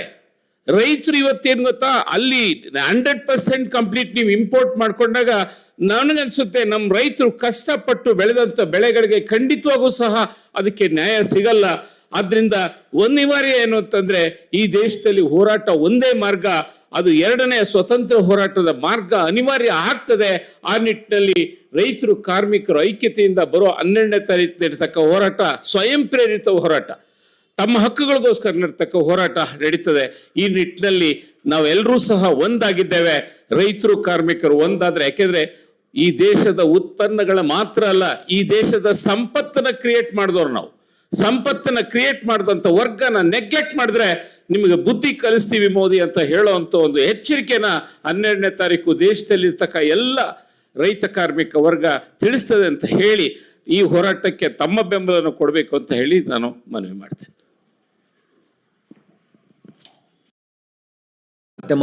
ಮಾಧ್ಯಮದವ್ರೆ, ನನ್ನ ಹೆಸರು ಚಂದ್ರಪ್ಪ ಹೊಸ್ಕೇರ ಅಂತೇಳಿ ಕರ್ನಾಟಕ ಪ್ರಾಂತ ಕೃಷಿ ಕೂಲಿಕರ ಸಂಘದ ರಾಜ್ಯ ಪ್ರಧಾನ ಕಾರ್ಯದರ್ಶಿ ಮತ್ತು ಸಂಯುಕ್ತ ಹೋರಾಟ ಕರ್ನಾಟಕದ ಕೋರ್ ಕಮಿಟಿ ಸದಸ್ಯರು. ಈ ದಿನ ಮೋದಿಯವರು ಮೊನ್ನೆ ಮಂಡಿಸಿರುವಂತಕ್ಕಂಥ ಬಜೆಟ್ನಲ್ಲಿ ಗ್ರಾಮೀಣ ರಾಮ್ಜಿ ಯೋಜನೆಗೆ 95 ಕೋಟಿ ರೂಪಾಯಿ ಹಣವನ್ನೇ ಮೀಸಲಾಗಿ ಇಟ್ಟಿದ್ದೀವಿ, 125 ದಿವಸ ಕೆಲಸದ ದಿನಗಳು ಹೆಚ್ಚು ಮಾಡಿದ್ದೀವಿ ಅಂತೇನು ಹೇಳ್ತಿದ್ದಾರೆ. ಆದರೆ ನಿಜವಾಗಿ 95 ಕೋಟಿ ಹಣದಲ್ಲಿ 30 ಕೋಟಿ ರೂಪಾಯಿ ಹಣವನ್ನು ಇಂದಿನ ಬಾಕಿಗಾಗಿ ಏನಪ್ಪ ಇಟ್ಟಿರ್ತಕ್ಕಂಥದ್ದು. ಉಳಿದಂಥ ಹಣವನ್ನೇನಪ್ಪ ಅಂತಂದರೆ ಮತ್ತೆ ಕಡಿಮೆ ಮಾಡಿರುವಂತಕ್ಕಂಥ ಗೋಚರ ಏನಪ್ಪ ಅಂದ್ರೆ ಕಾಣ್ತಾನೆ ಇದೆ. ಇದು ಏನಪ್ಪ ಅಂದರೆ ಜನತೆಗೆ ಮೋಸ ಮಾಡುವಂತಕ್ಕಂಥ ಬಜೆಟ್ ಆಗಿದೆ ಅನ್ನುವಂತಕ್ಕಂಥದ್ದು ಒಂದು. ಮತ್ತು ಇನ್ನೊಂದು, ರೈತರನ್ನ ಕೂಲಿಕಾರನ ಎತ್ತಿಕಟ್ಟುವಂತಕ್ಕಂಥ ಕೆಲಸ ಮಾಡ್ತಾನೆ ಇದ್ದಾರೆ ಕೇಂದ್ರ ಸರ್ಕಾರ. ಅಂದರೆ ರೈತರಿಗೆ ನಾವು ಬೆಳೆದಿರ್ತಕ್ಕಂಥ ಬೆಳೆ ಸಂದರ್ಭದಲ್ಲಿ 60 ದಿವಸ ಏನಪ್ಪ ಅಂದರೆ ಕೆಲಸ ನಿರ್ಬಂಧಿಸಿದ್ದೀವಿ, ಅದು ರೈತರಿಗೆ ಅನುಕೂಲ ಆಗ್ತಿದೆ ಅನ್ನುವಂತಕ್ಕಂಥ ಮಾತನ್ನು ಹೇಳಿ ಅದನ್ನು 60 ದಿವಸ ಏನಪ್ಪ ನಿರ್ಬಂಧಿಸಿದ್ದಾರೆ. ಇದರಿಂದ ಕೂಲಿಕಾರಿಗೆ ಏನಪ್ಪ ಅಂತಂದರೆ ಇಲ್ಲಿವರೆಗೂ ಅನ್ಯೂನ್ಯವಾಗಿಯೇ ಕೆಲಸ ಮಾಡ್ಕೊತ ಬಂದ ರೈತರು ಮತ್ತು ಕೂಲಿಕಾರರು ಅನ್ಯೂನ್ಯವಾಗಿ ಏನಪ್ಪ ಅಂದ್ರೆ ಉದ್ಯೋಗನ ಸೃಷ್ಟಿ ಮಾಡ್ಕೊತ ಬಂದಿದ್ದಾರೆ. ಅದನ್ನು ಸಂಪೂರ್ಣವಾಗಿ ನಾಶ ಮಾಡುವಂತಕ್ಕಂಥ ಕೆಲಸ ಏನಪ್ಪ ಅಂದರೆ ಕೇಂದ್ರ ಸರ್ಕಾರ ಹಮ್ಮಿಕೊಂಡಿದೆ. ಅದರ ವಿರುದ್ಧ ನಾವು ಕೂಲಿಕಾರರು, ರೈತರು, ಕಾರ್ಮಿಕರು ಒಂದು ದೊಡ್ಡ ಚಳುವಳಿಯನ್ನು ಆಂದೋಲನ ನಡೀತಿದೆ. ಈ ಆಂದೋಲನದಲ್ಲಿ ಏನಪ್ಪ ಅಂದ್ರೆ ನಾವು ಭಾಗಿಯಾಗಿದ್ದೀವಿ ಅಂತೇಳಿ ನನ್ನ ಮಾತು ಮುಗಿಸ್ತೀನಿ. ಕಾರ್ಮಿಕ ಸಮಿತಿಗಳನ್ನು ವಿರೋಧಿಸಿ ದೇಶದಲ್ಲಿರ್ತಕ್ಕಂಥ ಎಲ್ಲ ಕಾರ್ಮಿಕ ಸಂಘಟನೆಗಳು ಒಂದಾಗಿ ಫೆಬ್ರವರಿ 12 ಮುಷ್ಕರಕ್ಕೆ ಕರೆಯನ್ನು ಕೊಟ್ಟಿದೆ. ನಾವು ಕೂಡ ಕರ್ನಾಟಕದಿಂದ ಈ ಒಂದು ಸಮಿತಿಗಳಿಗೆ ರಾಜ್ಯ ಸರ್ಕಾರ ನಿಯಮಾವಳಿಗಳನ್ನು ರಚಿಸಬಾರ್ದು ಅಂತ ಹೇಳಿ, ರೂಲ್ಸ್ ಫ್ರೇಮ್ ಮಾಡಬಾರ್ದು ಅಂತೇಳಿ ಆಲ್ರೆಡಿ ಮುಖ್ಯಮಂತ್ರಿಗಳನ್ನು 2 ಬಾರಿ ಭೇಟಿ ಮಾಡಿ ಅವರಿಗೆ ಹೇಳಿದ್ದೇವೆ ಮತ್ತು ಕಾರ್ಮಿಕ ಸಚಿವರಿಗೂ ಕೂಡ ನಾವು ವಿಚಾರಗಳನ್ನು ತಿಳಿಸಿದ್ದೇವೆ. ಆದರೆ ದುರಂತ ಏನು ಅಂತ ಹೇಳಿದ್ರೆ, ಇವತ್ತು ಕರ್ನಾಟಕ ಸರ್ಕಾರ ಜನಪರವಾಗಿ ಇರುವಂಥದ್ದು ಮತ್ತು ಸೆಕ್ಯುಲರ್ ಆಗಿರ್ತಕ್ಕಂಥದ್ದು, ಒಂದು ಡೆಮೊಕ್ರೆಟಿಕ್ ರೈಟ್ಸನ್ನು ಕಾಪಾಡ್ತಕ್ಕಂಥ ದಿಕ್ಕಿನಲ್ಲಿ ಇದೆ ಅಂತಕ್ಕಂಥ ಒಂದು ನಂಬಿಕೆಯನ್ನು ಇವತ್ತು ಸುಳ್ಳು ಮಾಡಿದ್ದಾರೆ. ಈ ಒಂದು 4 ಕಾರ್ಮಿಕ ಸಮಿತಿಗಳಿಗೆ ಆಲ್ರೆಡಿ ಗೆಜೆಟ್ ನೋಟಿಫಿಕೇಷನ್ಗಳನ್ನು ತಂದುಬಿಟ್ಟಿದ್ದಾರೆ. ಅದೇ ಕೇಂದ್ರ ಸರ್ಕಾರ ತಂದಿರುವಂಥದ್ದಕ್ಕೆ ಗೆಜೆಟ್ ನೋಟಿಫಿಕೇಷನನ್ನು ತಂದಿದ್ದಾರೆ. ಅದ್ರ ಒಳಗಡೆ ಮೋದಿ ಸರ್ಕಾರ ಕಾರ್ಮಿಕರ ಒಂದು ರೀತಿಯ ಬೆನ್ನುಮೂಳೆಯನ್ನು ಮುರಿಯುವಂಥ ರೀತಿಯ ಒಂದು ವಿಧಾನವನ್ನು ಅನುಸರಿಸಿದ್ದಾರೆ. ಕರ್ನಾಟಕ ಸರ್ಕಾರ ತಂದಿರುವ ಗೆಜೆಟ್ ನೋಟಿಫಿಕೇಷನಲ್ಲಿ ಮೆದುಳನ್ನೇ ನಿಷ್ಕ್ರಿಯ ಮಾಡುವಂಥ ರೀತಿಯ ಒಂದು ಅಂಶಗಳನ್ನು ಈ ನೋಟಿಫಿಕೇಷನಲ್ಲಿ ಸೇರಿಸಿದ್ದಾರೆ. ಸೊ ಹೀಗಾಗಿ ಕೇಂದ್ರ ಮತ್ತು ರಾಜ್ಯ ಎರಡೂ ಸರ್ಕಾರಗಳು ಬಂಡವಾಳಗಾರರ ಹಿತವನ್ನು ಕಾಪಾಡ್ತಾ ಇದೆ ಹೊರತು ಕಾರ್ಮಿಕರ ಹಿತವನ್ನು ಯಾವ ರೀತಿಯಲ್ಲಿ ಕಾಪಾಡಬೇಕು ಅಂತಕ್ಕಂಥ ಒಂದು ಸಣ್ಣ ಯೋಚನೆಯನ್ನು ಕೂಡ ಈ ಒಂದು ಇದರೊಳಗಡೆ ಈ ಪ್ರೋಸೆಸ್ಸಲ್ಲಿ ಮಾಡಿಲ್ಲ ಅನ್ನುವಂಥ ಒಂದು ವಿಷಾದದ ಸಂಗತಿ ನಮ್ಮ ಮುಂದುಗಡೆ ಇದೆ. ಎರಡನೇದು, ಕಾರ್ಮಿಕ ಆಯುಕ್ತರು ಇವತ್ತು ರೈಟಿಂಗಲ್ಲಿ ಕೊಟ್ಟಿದ್ದಾರೆ. ಏನಂತ ಹೇಳಿದರೆ, ಕನಿಷ್ಠ ವೇತನವನ್ನು ಆಗಸ್ಟ್ ತಿಂಗಳಲ್ಲಿ ನಮ್ಮ ಕಾರ್ಮಿಕ ಇಲಾಖೆಯ ಕನಿಷ್ಠ ವೇತನ ಸಲಹಾ ಮಂಡಳಿ ಒಂದು ಶಿಫಾರಸನ್ನು ಮಾಡಿದೆ. ಎಷ್ಟು? ಒಂದು 5,000 ರಿಂದ 7,000 ರೂಪಾಯಿ ಇನ್ಕ್ರೀಸನ್ನು ಅದರಲ್ಲಿ ಕೊಟ್ಟಿದೆ. ಅದು ಸರ್ಕಾರ ಘೋಷಣೆ ಮಾಡಬೇಕಿತ್ತು. ಯಾವತ್ತು ರೆಕಮೆಂಡ್ ಮಾಡಿರೋದು? 2025 ಆಗಸ್ಟ್ ತಿಂಗಳಲ್ಲಿ ಮಿನಿಮಮ್ ವೇಜ್ ಬೋರ್ಡು ರೆಕಮೆಂಡ್ ಮಾಡಿದೆ. ಆದರೆ ಇದುವರೆಗೂ ಕೂಡ ಸರ್ಕಾರ ಘೋಷಣೆ ಮಾಡಲಿಲ್ಲ. ನವೆಂಬರ್ 21ನೇ ತಾರೀಕಿಗೆ ಈ ಕೋಡಿಫಿಕೇಷನ್ ಸೆಂಟ್ರಲ್ ಗೌರ್ಮೆಂಟ್ ಅನೌನ್ಸ್ ಮಾಡಿದೆ. ಇವತ್ತು ಲೇಬರ್ ಮಿನಿಸ್ಟರ್ ನಮಗೆ ಇದು ಕಮಿಷನರ್ ರೈಟಿಂಗಲ್ಲಿ ಕೊಟ್ಟಿದ್ದಾರೆ. ಏನಂದರೆ, ಈ ಕನಿಷ್ಠ ವೇತನವನ್ನು ಪರಿಷ್ಕರಣೆ ಮಾಡೋಕ್ಕಾಗಲ್ಲ. ಯಾಕೆ ಅಂದರೆ 1948ರ ಕನಿಷ್ಠ ವೇತನ ಕಾಯ್ದೆಯನ್ನು ರದ್ದುಪಡಿಸಲಾಗಿದೆ ಅಂತ. ಅಂದರೆ ಈಗ ಈ ಕನಿಷ್ಠ ವೇತನವನ್ನು ಪರಿಷ್ಕರಣೆ ಮಾಡಲಿಕ್ಕೆ ಕಾನೂನು ಇಲಾಖೆಯ ಅಭಿಪ್ರಾಯವನ್ನು ನಾವು ತಗೊಳ್ತೀವಿ ಅಂತ. ಅಂದರೆ ಜಸ್ಟ್ ನೀವೊಂದು ಇಮ್ಯಾಜಿನ್ ಮಾಡಿ, ಕರ್ನಾಟಕದ ಒಳಗಡೆ municipal workers, corporation workers, panchayat workers, contract, outsource, ಈ ಥರದ ಸುಮಾರು 102 ಶೆಡ್ಯೂಲ್ ಎಂಪ್ಲಾಯ್ಮೆಂಟಲ್ಲಿ ಬರ್ತಕ್ಕಂಥ 1.5 ಕೋಟಿ ಕಾರ್ಮಿಕರು ಈ ಕನಿಷ್ಠ ವೇತನದ ಪರಿಷ್ಕರಣೆಗಾಗಿ ಕಾಯ್ಕೊಂಡು ಕೂತಿದ್ದೀವಿ. ನಾವಿಲ್ಲಿ ಕೂತಿರೋರೆಲ್ಲರೂ ಕೂಡ ಹಲವು ಸ್ವರೂಪದ ಹೋರಾಟಗಳನ್ನು, ಒತ್ತಾಯಗಳನ್ನು ಮಾಡಿದ್ದೀವಿ, ಹೈಕೋರ್ಟ್ಗಳಿಗೆ ಹೋಗಿದ್ದೀವಿ. ಎಲ್ಲ ಮಾಡಿದ ಮೇಲೆ ಇನ್ನೇನು ಬರುತ್ತೆ, ನಮ್ಮ ಸಿದ್ದರಾಮಯ್ಯ ಅವರು ಅನೌನ್ಸ್ ಮಾಡಿಬಿಡ್ತಾರೆ. ಸಂತೋಷ್ ಲಾಡ್ ಅವರು ಭಾಳ ಆತ್ಮೀಯರು ನಮಗೆ ಇಲ್ಲಿ ಕೂತಿರೋರಿಗೆಲ್ಲರಿಗೂ ಕೂಡ, ಇನ್ನೇನು ಹೇಳ್ಬಿಡ್ತಾರೆ, ಆರ್ಡರ್ ತಂದುಬಿಡ್ತಾರೆ ಅಂತ ನಾವು ಬಕಪಕ್ಷಿಗಳ ಥರ ಕಾಯ್ತಾ ಇದ್ದೀವಿ. ಈಗ ರೈಟಿಂಗಲ್ಲಿ ಕೊಟ್ಟಿದ್ದಾರೆ, ಕಾಯ್ದೆ ರದ್ದಾಗಿರೋ ಹಿನ್ನೆಲೆ ಒಳಗಡೆ ನಾವು ಕಾನೂನು ಇದು ಇಲಾಖೆಯ ಅಭಿಪ್ರಾಯ ತಗೊಳ್ತೀವಿ ಅಂತ. ಇದಕ್ಕಿಂತ ಒಂದು ದುರಾದೃಷ್ಟ ಅಥವಾ ಇದಕ್ಕಿಂತ ಒಂದು ದುಃಖದ ಸಂಗತಿ ಏನು ಹೇಳ್ತೀವೋ ಅದು ಬೇರೆ ಯಾವುದೂ ಇಲ್ಲ ಅಂತೇಳಿ ನಮ್ಮ ಭಾವನೆ ಆಗಿದೆ. ಹಾಗಾಗಿ ರಾಜ್ಯ ಸರ್ಕಾರ ಈಗಲಾದರೂ ಕೂಡ ಎಚ್ಚೆತ್ಕೋಬೇಕು. ಮಾನ್ಯ ಮುಖ್ಯಮಂತ್ರಿಗಳಲ್ಲಿ ನಾವು ಡಿಮ್ಯಾಂಡ್ ಮಾಡ್ತಾ ಇದ್ದೀವಿ ಮತ್ತು ಕಾರ್ಮಿಕ ಸಚಿವರಲ್ಲಿ ಡಿಮ್ಯಾಂಡ್ ಮಾಡ್ತಾ ಇದ್ದೀವಿ. ಫೆಬ್ರವರಿ 12 ಇಡೀ ರಾಜ್ಯದ ಕಾರ್ಮಿಕರು ತಮ್ಮ ಉತ್ಪಾದನೆಯನ್ನು ನಿಲ್ಲಿಸ್ತಾ ಇದ್ದಾರೆ. ಯಾವ ಬಂಡವಾಳಕ್ಕಾಗಿ ನೀವು ಬೇರೆ ಬೇರೆ ದೇಶಗಳಿಗೆ ಹೋಗಿ ಬಂಡವಾಳಗಾರನ ಆಕರ್ಷಣೆ ಮಾಡ್ತಾ ಇದ್ದೀರೋ ಆ ಬಂಡವಾಳದ ಲಾಭ ಬರ್ತಕ್ಕಂಥ ಉತ್ಪಾದನೆ ನಾವು ನಿಲ್ಲಿಸ್ತಾ ಇದ್ದೀವಿ. 12ನೇ ತಾರೀಕು ಸೇವೆಯನ್ನು ನಿಲ್ಲಿಸ್ತಾ ಇದ್ದೀವಿ. ಸೇವೆ ಅಂತ ಹೇಳಿದರೆ LIC ಅವರು ಅವತ್ತು ಕೆಲಸ ಬಂದ್ ಮಾಡ್ತಾ ಇದ್ದಾರೆ, ಸರ್ವಿಸ್ ಇರಲ್ಲ. ಬ್ಯಾಂಕ್ ಸೇವೆನೂ ಕೂಡ ಅವತ್ತು ಅಸ್ತವ್ಯಸ್ತ ಆಗ್ತದೆ. ರೈಲ್ವೆ ಕಾರ್ಮಿಕರು ಕೂಡ ಇದಕ್ಕೆ ಸಪೋರ್ಟ್ ಮಾಡ್ತಾ ಇದ್ದಾರೆ. ಪೋಸ್ಟಲ್ ಎಂಪ್ಲಾಯೀಸ್, RMS, ಆಮೇಲೆ BSNL ಮತ್ತು IT ಕೆಲಸ ಮಾಡ್ತಕ್ಕಂಥ ಎಲ್ಲ ಕೇಂದ್ರ ಸರ್ಕಾರಿ ನೌಕರರು ಕೂಡ ಅವತ್ತು ತಮ್ಮ ಸರ್ವಿಸನ್ನು ನಿಲ್ಲಿಸಿ ಪ್ರತಿಭಟನೆಯನ್ನು ಮಾಡ್ತಾ ಇದ್ದಾರೆ. ಹಾಗಾಗಿ ಇಷ್ಟು ಜನರ ಒಂದು ವಿರೋಧವನ್ನು ಕಟ್ಕೊಂಡು ನೀವು ಸರ್ಕಾರಗಳು ನಡೆಸಲಿಕ್ಕಾಗಲ್ಲ.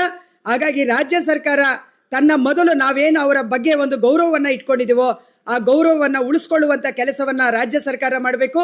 ಕೇಂದ್ರ ಸರ್ಕಾರ ನಮ್ಮ ವಿರುದ್ಧವಾಗೇ ಇದೆ ಅನ್ನುವಂಥದ್ದು ನಾವು ಡಿಕ್ಲೇರ್ ಮಾಡ್ಕೊಂಡಿದ್ದೀವಿ. ಕೇಂದ್ರ ಸರ್ಕಾರನೂ ಕೂಡ ಸಿಂಪಲ್ ಮೆಜಾರಿಟಿಯಲ್ಲಿ ಇವತ್ತು ಅಧಿಕಾರಕ್ಕೆ ಬಂದಿರೋದು. ಮುಂದಿನ ದಿನಗಳಲ್ಲಿ ಇದಕ್ಕೆ ನೀವು ಪೇ ಮಾಡಬೇಕಾಗ್ತದೆ ಅನ್ನುವಂಥ ಮಾತನ್ನು ಹೇಳ್ತೇವೆ. ಮತ್ತು ಸಮಾಜೋತ್ಸವ ಎಲ್ಲ ಕಡೆಯಲ್ಲಿ ಮಾಡ್ತಾ ಇದ್ದಾರೆ. ಬಜೆಟ್ ನಮ್ಮ ವಿರುದ್ಧವಾಗಿ ತಂದಿದ್ದಾರೆ. ಈ ಬಜೆಟಲ್ಲೂ ಕೂಡ ಸಂಪೂರ್ಣವಾಗಿ ಬಂಡವಾಳಗಾರರಿಗೆ ಅಸಮಣೆ ಹಾಕಿರೋದು, ಬೇರೆ ಯಾರಿಗೂ ಕೂಡ ಹಾಕಿಲ್ಲ. ಆಯಿತಾ? ನಾವು ಮೊನ್ನೆ ಅಂಗನವಾಡಿ ಬಿಸಿಯೂಟ ಆಶಾದವರು ಡಿಸೆಂಬರ್ 1ನೇ ತಾರೀಕು ರಾತ್ರಿ ಹಗಲು ಹೋರಾಟ ಮಾಡಿದ್ರು. ಕೇಂದ್ರ ಸರ್ಕಾರ ಮಾತುಕತೆ ಕರೀತು. ನಾವು ಅನ್ಕೊಂಡಿದ್ವಿ ಏನಾದರೂ ಸ್ವಲ್ಪ ಹೆಚ್ಚಳ ಮಾಡ್ತಾರೆ ಅಂತ. ಆದರೆ ಒಂದೇ ಒಂದು ನಯಾ ಪೈಸಾ ಆ ಹೆಣ್ಮಕ್ಳಿಗೂ ಕೂಡ ಹೆಚ್ಚಳ ಮಾಡಿಲ್ಲ ಈ ಬಜೆಟಲ್ಲಿ. ಹಾಗಾಗಿ ಎಲ್ಲರ ಆಕ್ರೋಶ ಫೆಬ್ರವರಿ 12ನೇ ತಾರೀಕಿಗೆ ಕಟ್ಟೆ ಹೊಡಿತದೆ. ನೀವು ಕಾದು ನೋಡಿ ಅನ್ನುವಂಥ ಮಾತನ್ನು ಈ ಪತ್ರಿಕಾಗೋಷ್ಠಿಯ ಮುಖಾಂತರ ನಾನು ಹೇಳಲಿಕ್ಕೆ ಇಚ್ಛೆ ಪಡ್ತೇನೆ. ಇವತ್ತು ಕಾಮ್ರೇಡ್ಸ್ ಎಲ್ಲ ಹೇಳ್ದಂಗೆ ಜಂಟಿಯಾಗಿ ರೈತ ಸಂಘಟನೆ ಹಾಗೆ ಕಾರ್ಮಿಕ ಸಂಘಟನೆ ಒಗ್ಗೂಡಿ ನಾವು ಹೋರಾಟನ ಅಖಿಲ ಭಾರತ ಮಟ್ಟದಲ್ಲಿ ಮಾಡ್ತಾ ಇದ್ದೀವಿ. ಸೊ ಇದು ಈ ಒಂದು ನೀತಿಗಳೇನು ತಂದಿದ್ದಾರೆ ಸರ್ಕಾರ, ಕೇಂದ್ರ ಹಾಗೂ ರಾಜ್ಯ ಸರ್ಕಾರ ಯಾವುದೇ ರೀತಿಯಲ್ಲಿ ವ್ಯತ್ಯಾಸನ ನಾವು ಕಾಣ್ತಾ ಇಲ್ಲ. ಇಲ್ಲಿ ನಮ್ಮ ರಾಜ್ಯ ಸರ್ಕಾರ ಜನಪರವಾದಂಥ ಸರ್ಕಾರ, ಒಂದು ಡೆಮೋಕ್ರಸಿನ ಫಾಲೋ ಮಾಡೋರಂತ ಹೇಳೋರು ಕೂಡ ಇದೇ ನೀತಿನ ಇನ್ನೂ ಹೇಳಿದ್ರಲ್ಲ ವರಲಕ್ಷ್ಮಿ ಅವರು, ಮೆದುಳಿಗೆ ಕೈ ಹಾಕುವಂಥ ಕೆಲಸನ ಅವ್ರು ಮಾಡಿದ್ದಾರೆ. ಸೊ ಹಾಗಾಗಿ ಎಲ್ಲ ಜನ ಸಮುದಾಯ, ರೈತ, ಮಹಿಳಾ ಮತ್ತು ಕಾರ್ಮಿಕರು ಎಲ್ಲರೂ ಒಟ್ಟಾಗಿ ಹೋರಾಟನ ನಾವು ಮಾಡ್ತಾ ಇದ್ದೀವಿ. ಇದನ್ನು ಖಂಡಿತವಾಗೂ ಸಕ್ಸಸ್ಫುಲ್ ಮಾಡ್ತೀವಿ. ಇದು ಒಂದು ನೀತಿ ಏನು ತಂದಿದ್ದಾರೆ, ಇದು ಬಂಡವಾಳಿಗರ ಪರವಾಗಿರುವಂತಹ ನೀತಿ. ಇದನ್ನ ಸೋಲಿಸ್ಲಿಕ್ಕೆ ಎಲ್ಲ ಜನ ಸಮುದಾಯ, ತುಳಿತಕ್ಕೊಳಗಾದಂಥ ಜನ ಮುಂದೆ ಬರ್ತೀವಿ ಅಂತ ಹೇಳ್ತಾ, ಇದಕ್ಕೆ ನೀವು ಕೂಡ ಸಪೋರ್ಟ್ ಮಾಡಬೇಕು. ಇಲ್ಲಿ ನಮ್ಮ ಪತ್ರಿಕಾ ಮಿತ್ರರಿದ್ದೀರಾ, ಆ ದಿನ ನೀವೆಲ್ಲರೂ ಬಂದು ಈ ಹೋರಾಟನ ಕವರ್ ಮಾಡಬೇಕು. ನಿಜವಾದ ತುಳಿತಕ್ಕೊಳಗಾದಂಥ ಜನರ ಒಂದು ಧ್ವನಿನ ನೀವು ಎತ್ತಿಡಿಬೇಕಂತೇಳಿ ಈ ಸಂದರ್ಭದಲ್ಲಿ ಹೇಳಕ್ಕೆ ನಾನು ಇಷ್ಟಪಡ್ತಾ ಇದ್ದೀನಿ. ಇವತ್ತು ಏನು ನಾವು ಫೆಬ್ರವರಿ 12ನೇ ತಾರೀಕಿಗೆ ಅಖಿಲ ಭಾರತ ಮುಷ್ಕರಕ್ಕೆ ಕರೆ ಕೊಟ್ಟಿದ್ದೀವೋ, ಈ ಮುಷ್ಕರ ಯಶಸ್ವಿ ಆಗಬೇಕು. ಯಾಕೆಂದರೆ ರೈತರು, ಕಾರ್ಮಿಕರು, ದಲಿತರು ಎಲ್ಲರಿಗೂ ಸಮಸ್ಯೆಗಳಿದೆ. ಈ ದೇಶದಲ್ಲಿ ನಮಗೆಲ್ಲ ಕಾಣ್ತಾ ಇದೆ, ಹಲವಾರು ವರ್ಷಗಳಿಂದ ಏನು 8 ಅವರ್ ಕೆಲಸದಿರ್ಬೋದು, ಮತ್ತು ಕನಿಷ್ಠ ವೇತನದಿರ್ಬೋದು, ಮತ್ತು ಮಹಿಳೆಯರ ಮೆಟರ್ನಿಟಿ ಬೆನಿಫಿಟ್ಸ್ ಇರ್ಬೋದು, ಇಂಥ ಹಲವಾರು ಕಾನೂನುಗಳನ್ನು ಸಾವಿರಾರು ಜನ ಪ್ರಾಣ ತ್ಯಾಗಗಳನ್ನು ಮಾಡಿ ಉಳಿಸ್ಕೊಂಡು ಬಂದಿದ್ದಾರೆ. ಅದನ್ನು ಈ ಒಂದು ಕೇಂದ್ರ ಸರ್ಕಾರ ನಿರ್ನಾಮ ಮಾಡಿದೆ. ನಮಗೆಲ್ಲ ಗೊತ್ತಿದೆ, ಆ ನಿರ್ನಾಮ ಮಾಡಿದ ಕೇಂದ್ರ ಸರ್ಕಾರದ ವಿರುದ್ಧ ಏನು ಇವತ್ತು ಹೋರಾಟಗಿಳಿಬೇಕಾದಂಥ ಕಾಂಗ್ರೆಸ್ ಪಕ್ಷನೂ ಅವ್ರ ಜೊತೆಯಲ್ಲೇ ಶಾಮೀಲಾಗಿ ಈ ಒಂದು ಏನು ಕಾನೂನನ್ನು ಕರ್ನಾಟಕದಲ್ಲಿ ಇಂಪ್ಲಿಮೆಂಟ್ರಿ ಮಾಡೋದಕ್ಕೆ ಹೊರಟಿದೆ. ಇದು ಅಕ್ಷಮ್ಯ ಅಪರಾಧ. ಯಾಕೆಂತ ಹೇಳಿದ್ರೆ ಇವತ್ತು ನೋಡಿ, ಒಂದು ಉದ್ಯೋಗ ಖಾತ್ರಿ ಯೋಜನೆ ಇದೆ. ಅದನ್ನ ಬಹಳ ದೊಡ್ಡ ಮಟ್ಟದಲ್ಲಿ ಅದನ್ನ ನಿರ್ನಾಮ ಮಾಡೋದಕ್ಕೆ ಹೊರಟಿದ್ದಾರೆ. ಈ ದೇಶದ ಬಡ ಕೂಲಿ ಕಾರ್ಮಿಕರಿಗೆ ಒಂದಿಷ್ಟು ಅವರ ಊರುಗಳಲ್ಲಿ ಕೆಲಸ ಮಾಡಿ ಅವರಿಗೆ ಒಂದಿಷ್ಟು ಬದುಕು ನಡೆಸ್ತಾ ಇದ್ರು. ಇಲ್ಲ ಅಂತ ಹೇಳಿದ್ರೆ ಇಡೀ ಊರುಗಳಲ್ಲಿರುವಂತಹ ಬಡ ಕಾರ್ಮಿಕರು, ರೈತರು ಇವರೆಲ್ಲರೂ ಸಿಟಿಗೆ ಬಂದು ಇಲ್ಲಿ ಬದುಕಕ್ಕಾಗದಿರುವಂಥ ಪರಿಸ್ಥಿತಿ ನಿರ್ಮಾಣ ಆಗಿದೆ. ಅದರಿಂದನೇ ಈ ಒಂದು ಹೋರಾಟಕ್ಕೆ ನಾವೆಲ್ಲರೂ ತಯಾರಾಗಿದ್ದೀವಿ. ಅಖಿಲ ಭಾರತ ಮುಷ್ಕರದಲ್ಲಿ ಯಶಸ್ವಿ ಆಗೋಣ. ತಾವು ಮಾಧ್ಯಮ ಮಿತ್ರರು ಇದೆಲ್ಲರೂ ಅವರಿಗೆ ಸಪೋರ್ಟ್ ಮಾಡಿ ಈ ಹೋರಾಟದಲ್ಲಿ ಯಶಸ್ವಿ ಮಾಡಬೇಕು ಅಂತೇಳಿ AICCTಯಿಂದ ಅಪ್ಪಣ್ಣ ಮಾತಾಡ್ತಾ ಇದ್ದೀನಿ. ದೇಶದ ದುಡಿಯುವ ಜನರ ಬದುಕಿನ ಮೇಲೆ ಕಾರ್ಪೊರೇಟ್ ಪಾಲಿಸಿ ಬಾಂಬಿಂಗ್ ನಡೀತಿದೆ, ಕಂಟಿನ್ಯೂಸ್ ಬಾಂಬಿಂಗ್, ಕಾರ್ಪೆಟ್ ಬಾಂಬಿಂಗ್ ನಡೀತಿದೆ. ರಾಜ್ಯದ 3 ರಾಜಕೀಯ ಪಕ್ಷಗಳು ನಮ್ಮ ದುಡಿಯುವ ಜನರ ಬೆನ್ನಿಗೆ ಚೂರಿ ಹಾಕ್ತಾ ಇದ್ದಾರೆ. ಬಿಜೆಪಿಯ ಸಂಸದರು, ಶಾಸಕರು ಅವರು ಮೋದಿಯವರ ಸರ್ವಾಧಿಕಾರಿ ನೀತಿಗಳಿಗೆ ಗಪ್ಚಿಪ್ ಬಾಯಿ ಹಾಕೊಂಡು ಜಿಪ್ ಹಾಕೊಂಡು ಕೂತ್ಕೊಂಡಿದ್ದಾರೆ. ಅಷ್ಟು ಮಾತ್ರ ಅಲ್ಲ, ಇಲ್ಲಿ 10 ದಿವಸದಿಂದ ಅಧಿವೇಶನ ಶುರು ಆಗಿದೆ. ಮನ್ರೇಗಾ ಬಗ್ಗೆ ಚರ್ಚೆ ಮಾಡಲಿಕ್ಕೆ ಅಂತ ಇವ್ರ ಕ್ಷುಲ್ಲಕ ವಿಚಾರಗಳು ತಗೊಂಡು ಅಲ್ಲಿ ಚರ್ಚೆನೇ ನಡೆದಂಗೆ ತಡೆ ಹಾಕೊಂಡು ಕೂತ್ಕೊಂಡಿದ್ದಾರೆ. JDSನವರು ತಮ್ಮನ್ನು ತಾವು ಮಾರ್ಕೊಂಡಿದ್ದಾರೆ. ಮೊನ್ನೆ ಮಹಾಪಂಚಾಯತಿಗೆ ಅವ್ರನ್ನ ಆಹ್ವಾನ ಮಾಡಕ್ ಹೋದ್ರೆ ಅವರು ಲೆಟರ್ ಇಸ್ಕೊಳ್ಳೋಕ್ಕೂ ರೆಡಿ ಇಲ್ಲ. ಬರೋದಿರ್ಲಿ, ಲೆಟರ್ ಇಸ್ಕೊಳ್ಳೋಕ್ಕೂ ರೆಡಿ ಇಲ್ಲ JDSನವರು. ಕಾಂಗ್ರೆಸ್ನವರು ನರೇಗಾ ವಿಚಾರಕ್ಕೆ ಮಾತ್ರ ವಿರೋಧ ವ್ಯಕ್ತಪಡಿಸ್ತಿದ್ದಾರೆ, ಮಿಕ್ಕವಕ್ಕಲ್ಲ. ಯಾಕಂದ್ರೆ 40% ಇವರು ಕೊಡಬೇಕು ಅಂತ ಇವ್ರು ಬುಡಕ್ ಬಂದಿರೋದ್ರಿಂದ ವಿರೋಧ ಮಾಡ್ತಿದ್ದಾರೆ. ಮಿಕ್ಕಂತೆ ಭೂ ಸುಧಾರಣಾ ಕಾಯ್ದೆ ಇರ್ಬೋದು, 4 ಕಾರ್ಮಿಕ ಕೋಡ್ ಇರ್ಬೋದು, ಎಲೆಕ್ಟ್ರಿಸಿಟಿ ಪ್ರೈವೇಟೈಸೇಷನ್ ಇರ್ಬೋದು, ಎಲ್ಲದಕ್ಕೂ ಕಾಂಗ್ರೆಸ್ ಗೌರ್ಮೆಂಟ್ ಕೂಡ ಸಪೋರ್ಟ್ ಮಾಡ್ತಿದೆ. ಹಾಗಾಗಿ ಯಾವ ರಾಜಕೀಯ ಪಕ್ಷಗಳು ನಮ್ಮ ಪರವಾಗಿಲ್ಲ. ಹಾಗಾಗೇನೆ ಈ 12ನೇ ತಾರೀಕು 3 ಮಹಾಶಕ್ತಿಗಳು ಒಟ್ಟುಗೂಡ್ತಿದೆ. ಒಂದು ಇಡೀ ರಾಜ್ಯದ ಕಾರ್ಮಿಕ ಶಕ್ತಿ, ಇಡೀ ರಾಜ್ಯದ ರೈತ ಶಕ್ತಿ, ಇಡೀ ರಾಜ್ಯದ ಕೂಲಿ ಶಕ್ತಿ, ಕೃಷಿ ಕಾರ್ಮಿಕರು 3 ಜನ ಒಗ್ಗೂಡಿ ಸರಿ ಬೃಹತ್ ಆದಂತಹ ಹೋರಾಟದ ಚಾಲನೆ ಆಗ್ತಿದೆ. ಇದು ಇನ್ನೂ ದೊಡ್ಡ ಹೋರಾಟ ವಿಕಾಸಗೊಳ್ಳಲಿದೆ. ಈ ಫೆಬ್ರವರಿ 12 ಹೋರಾಟ ಅಂತ ಒಂದು ದೊಡ್ಡ ಹೋರಾಟಕ್ಕೆ ಒಂದು ಸಾಕ್ಷಿಯಾಗಲಿದೆ. ನಿಮ್ಮೆಲ್ಲ ಸಹಕಾರ ಇರಬೇಕು ಅಂತ ಕೇಳ್ಕೊಳ್ತೀವಿ. ಕಿಸಾನ್ ಪಂಚಾಯತ್ನ ಅಧ್ಯಕ್ಷನಾಗಿ ನಾನು ಹೇಳೋದೊಂದೇ ಮಾತು, ಒಂದು ದಿವಸ ಉತ್ಪಾದನೆ ಸ್ಥಗಿತಗೊಂಡರೆ ಈ ದೇಶದಲ್ಲಿ ಸುಮಾರು 70,000 ಕೋಟಿ ನಷ್ಟ ಆಗ್ತದೆ.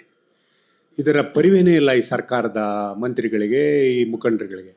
ಯಾವುದೇ ಸರ್ಕಾರ, ಜನರಿಂದ ಆಯ್ಕೆ ಆದಂಥ ಸರ್ಕಾರ ಜನಪರವಾದ ಕೆಲಸಗಳು ಮಾಡಬೇಕೇ ವಿನಃ ಜನವಿರೋಧಿ ಕೆಲಸಗಳನ್ನು ಮಾಡಬಾರ್ದು. ಇದು ಜನವಿರೋಧಿ ಕೆಲಸಗಳಲ್ಲಿ ತಲ್ಲೀನರಾಗಿದ್ದಾರೆ. ಹಾಗಾಗಿ ಇವರು ಪಾಠ ಕಲಿಸ್ಬೇಕಂದ್ರೆ ಇಡೀ ಆ ಶೋಷಿತ ವರ್ಗ ಇವರ ವಿರುದ್ಧ ತಿರುಗಿ ಬೀಳಬೇಕು ಮತ್ತು ಜನರು ಕೂಡ ಇವ್ರ ಜೊತೆಗೆ ಸೇರ್ಕೋಬೇಕು. ಜನಪರವಾದ ಹೋರಾಟ ಇದಾಗಿ ಪರಿಣಮಿಸದೆ ಹೋದರೆ ಇವರು ಇಂಥ ನಿರ್ಧಾರಗಳನ್ನು ಕೈಗೊಳ್ಳೋದನ್ನು ಇನ್ನೂ ಮುಂದುವರಿಸ್ತಾರೆ. ಆಗ ಬಹಳ ನಮಗೆ ದುಸ್ತರವಾದ ಪರಿಸ್ಥಿತಿ ಇವತ್ತು ಸಾಹುಕಾರರು ಮತ್ತು ಬಡವರ ನಡುವೆ ಬಹಳಷ್ಟು ದೊಡ್ಡ ಕಂದಕ ಏರ್ಪಟ್ಟಿದೆ. ಈಗ ಕೆಲವೇ ಮಂದಿಯ ಜೊತೆಗೆ ಈ ಪ್ರಾಪರ್ಟಿ ಮತ್ತು ಆಸ್ತಿ, ದೇಶದ ಸಂಪತ್ತು ಇರಬೇಕು ಅನ್ನೋದು ಅವರ ಒಂದು ಪಾಲಿಸಿ. ಇದರ ವಿರುದ್ಧ ಹೋರಾಟ ನಡೀದೇ ಹೋದರೆ ಇದು ಖಂಡಿತ ನೆರವೇರುತ್ತೆ. ನೆರವೇರಿದ ಮುಂದಿನ ದಿನಗಳಲ್ಲಿ 90% ನಾವು ಜನರು ದಾಸ್ಯಕ್ಕೆ ಹೋಗಬೇಕಾಗ್ತದೆ, ಗುಲಾಮರಾಗಿ ದೇಶದಲ್ಲಿ ಬದುಕಬೇಕಾಗ್ತದೆ. ಆ ಒಂದು ಎಚ್ಚರಿಕೆಯನ್ನು ಕೊಡಬೇಕು ಅಂತೇಳಿ ನಾವು 12ನೇ ತಾರೀಕು ಸೇರ್ತಾ ಇದ್ದೀವಿ. ಇದಕ್ಕೆ ಎಲ್ಲರ ಬೆಂಬಲ ಇರುತ್ತೆ ಅಂತ ನಾನಾದರೂ ಭಾವಿಸಿದ್ದೇನೆ.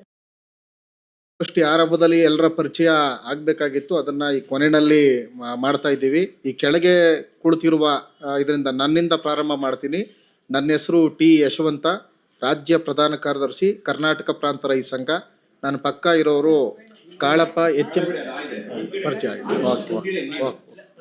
ಪರಿಚಯ ಮಾಡ್ಕೊ. ಎಲ್ಲ ಮಾಧ್ಯಮ ಮಿತ್ರರಿಗೆ ವಂದನೆಗಳು. ನನ್ನ ಹೆಸರು ಗಂಗಣ್ಣ ಅಂತೇಳಿ, ನಾನು Karnataka industrial and other establishment employees ಫೆಡರೇಷನ್ನ ಪ್ರಧಾನ ಕಾರ್ಯದರ್ಶಿ. ಈ 12ನೇ ತಾರೀಕಿನ ಮುಷ್ಕರಕ್ಕೆ ನಾವು ಸಂಪೂರ್ಣ ತಯಾರಾಗಿದ್ದೀವಿ. 12ನೇ ತಾರೀಕಿನ ಮುಷ್ಕರ ಒಂದು ಐತಿಹಾಸಿಕ ಮುಷ್ಕರ ಆಗಿ ಕನ್ವರ್ಟ್ ಆಗ್ತದೆ. ಯಾಕೆ ಅಂತ ಹೇಳಿದ್ರೆ ದುಡಿಯೋದ ಜನರ ಹಕ್ಕುಗಳನ್ನು ಸಂಪೂರ್ಣ ದಮನ ಮಾಡಲಿಕ್ಕೆ ಕೊಟ್ಟಿರುವ ಈ ಶಕ್ತಿಗಳ ವಿರುದ್ಧ ಒಂದು ದೊಡ್ಡ ಮಟ್ಟದ ಹೋರಾಟಕ್ಕೆ ನಾವು ಸಜ್ಜಾಗಿದ್ದೀವಿ. ಆಯ್ತು. JM ವೀರಸಂಗಯ್ಯ, ಕರ್ನಾಟಕ ರಾಜ್ಯ ರೈತ ಸಂಘದ ರಾಜ್ಯ ಕಾರ್ಯಾಧ್ಯಕ್ಷ, ಸಂಯುಕ್ತ ಕರ್ನಾಟಕ. ನಾವು ರವಿಯವರಂತ HMS ಆರ್ಗನೈಸೇಷನ್ ಸೆಕ್ರೆಟರಿ. ನಮಸ್ಕಾರ. ನನ್ನ ಹೆಸರು ಛಾಯಾ, ಕರ್ನಾಟಕ ವರ್ಕರ್ಸ್ ಯೂನಿಯನ್. ಕೇರಳ ಸರ್ಕಾರ ಈ 4 ಕೋಡ್ಗಳನ್ನು ಜಾರಿ ಮಾಡಲ್ಲ ಅಂತ ಹೇಳಿದೆ. ಕರ್ನಾಟಕ ಸರ್ಕಾರ ಯಾಕೆ ಮಾಡಲಿಕ್ಕೆ ಸಾಧ್ಯ ಆಗಲ್ಲ? ಕರ್ನಾಟಕ ಸರ್ಕಾರವನ್ನು ಈ 4 ಕಾರ್ಮಿಕ ಕಾನೂನುಗಳೇನಿದ್ದಾವೆ, ಲೇಬರ್ ಕೋಡ್ಗಳನ್ನು ಜಾರಿ ಮಾಡಬಾರ್ದು ಅಂತ ನಾವು ಸರ್ಕಾರವನ್ನು ಒತ್ತಾಯ ಮಾಡ್ತೀವಿ. 12ನೇ ತಾರೀಕು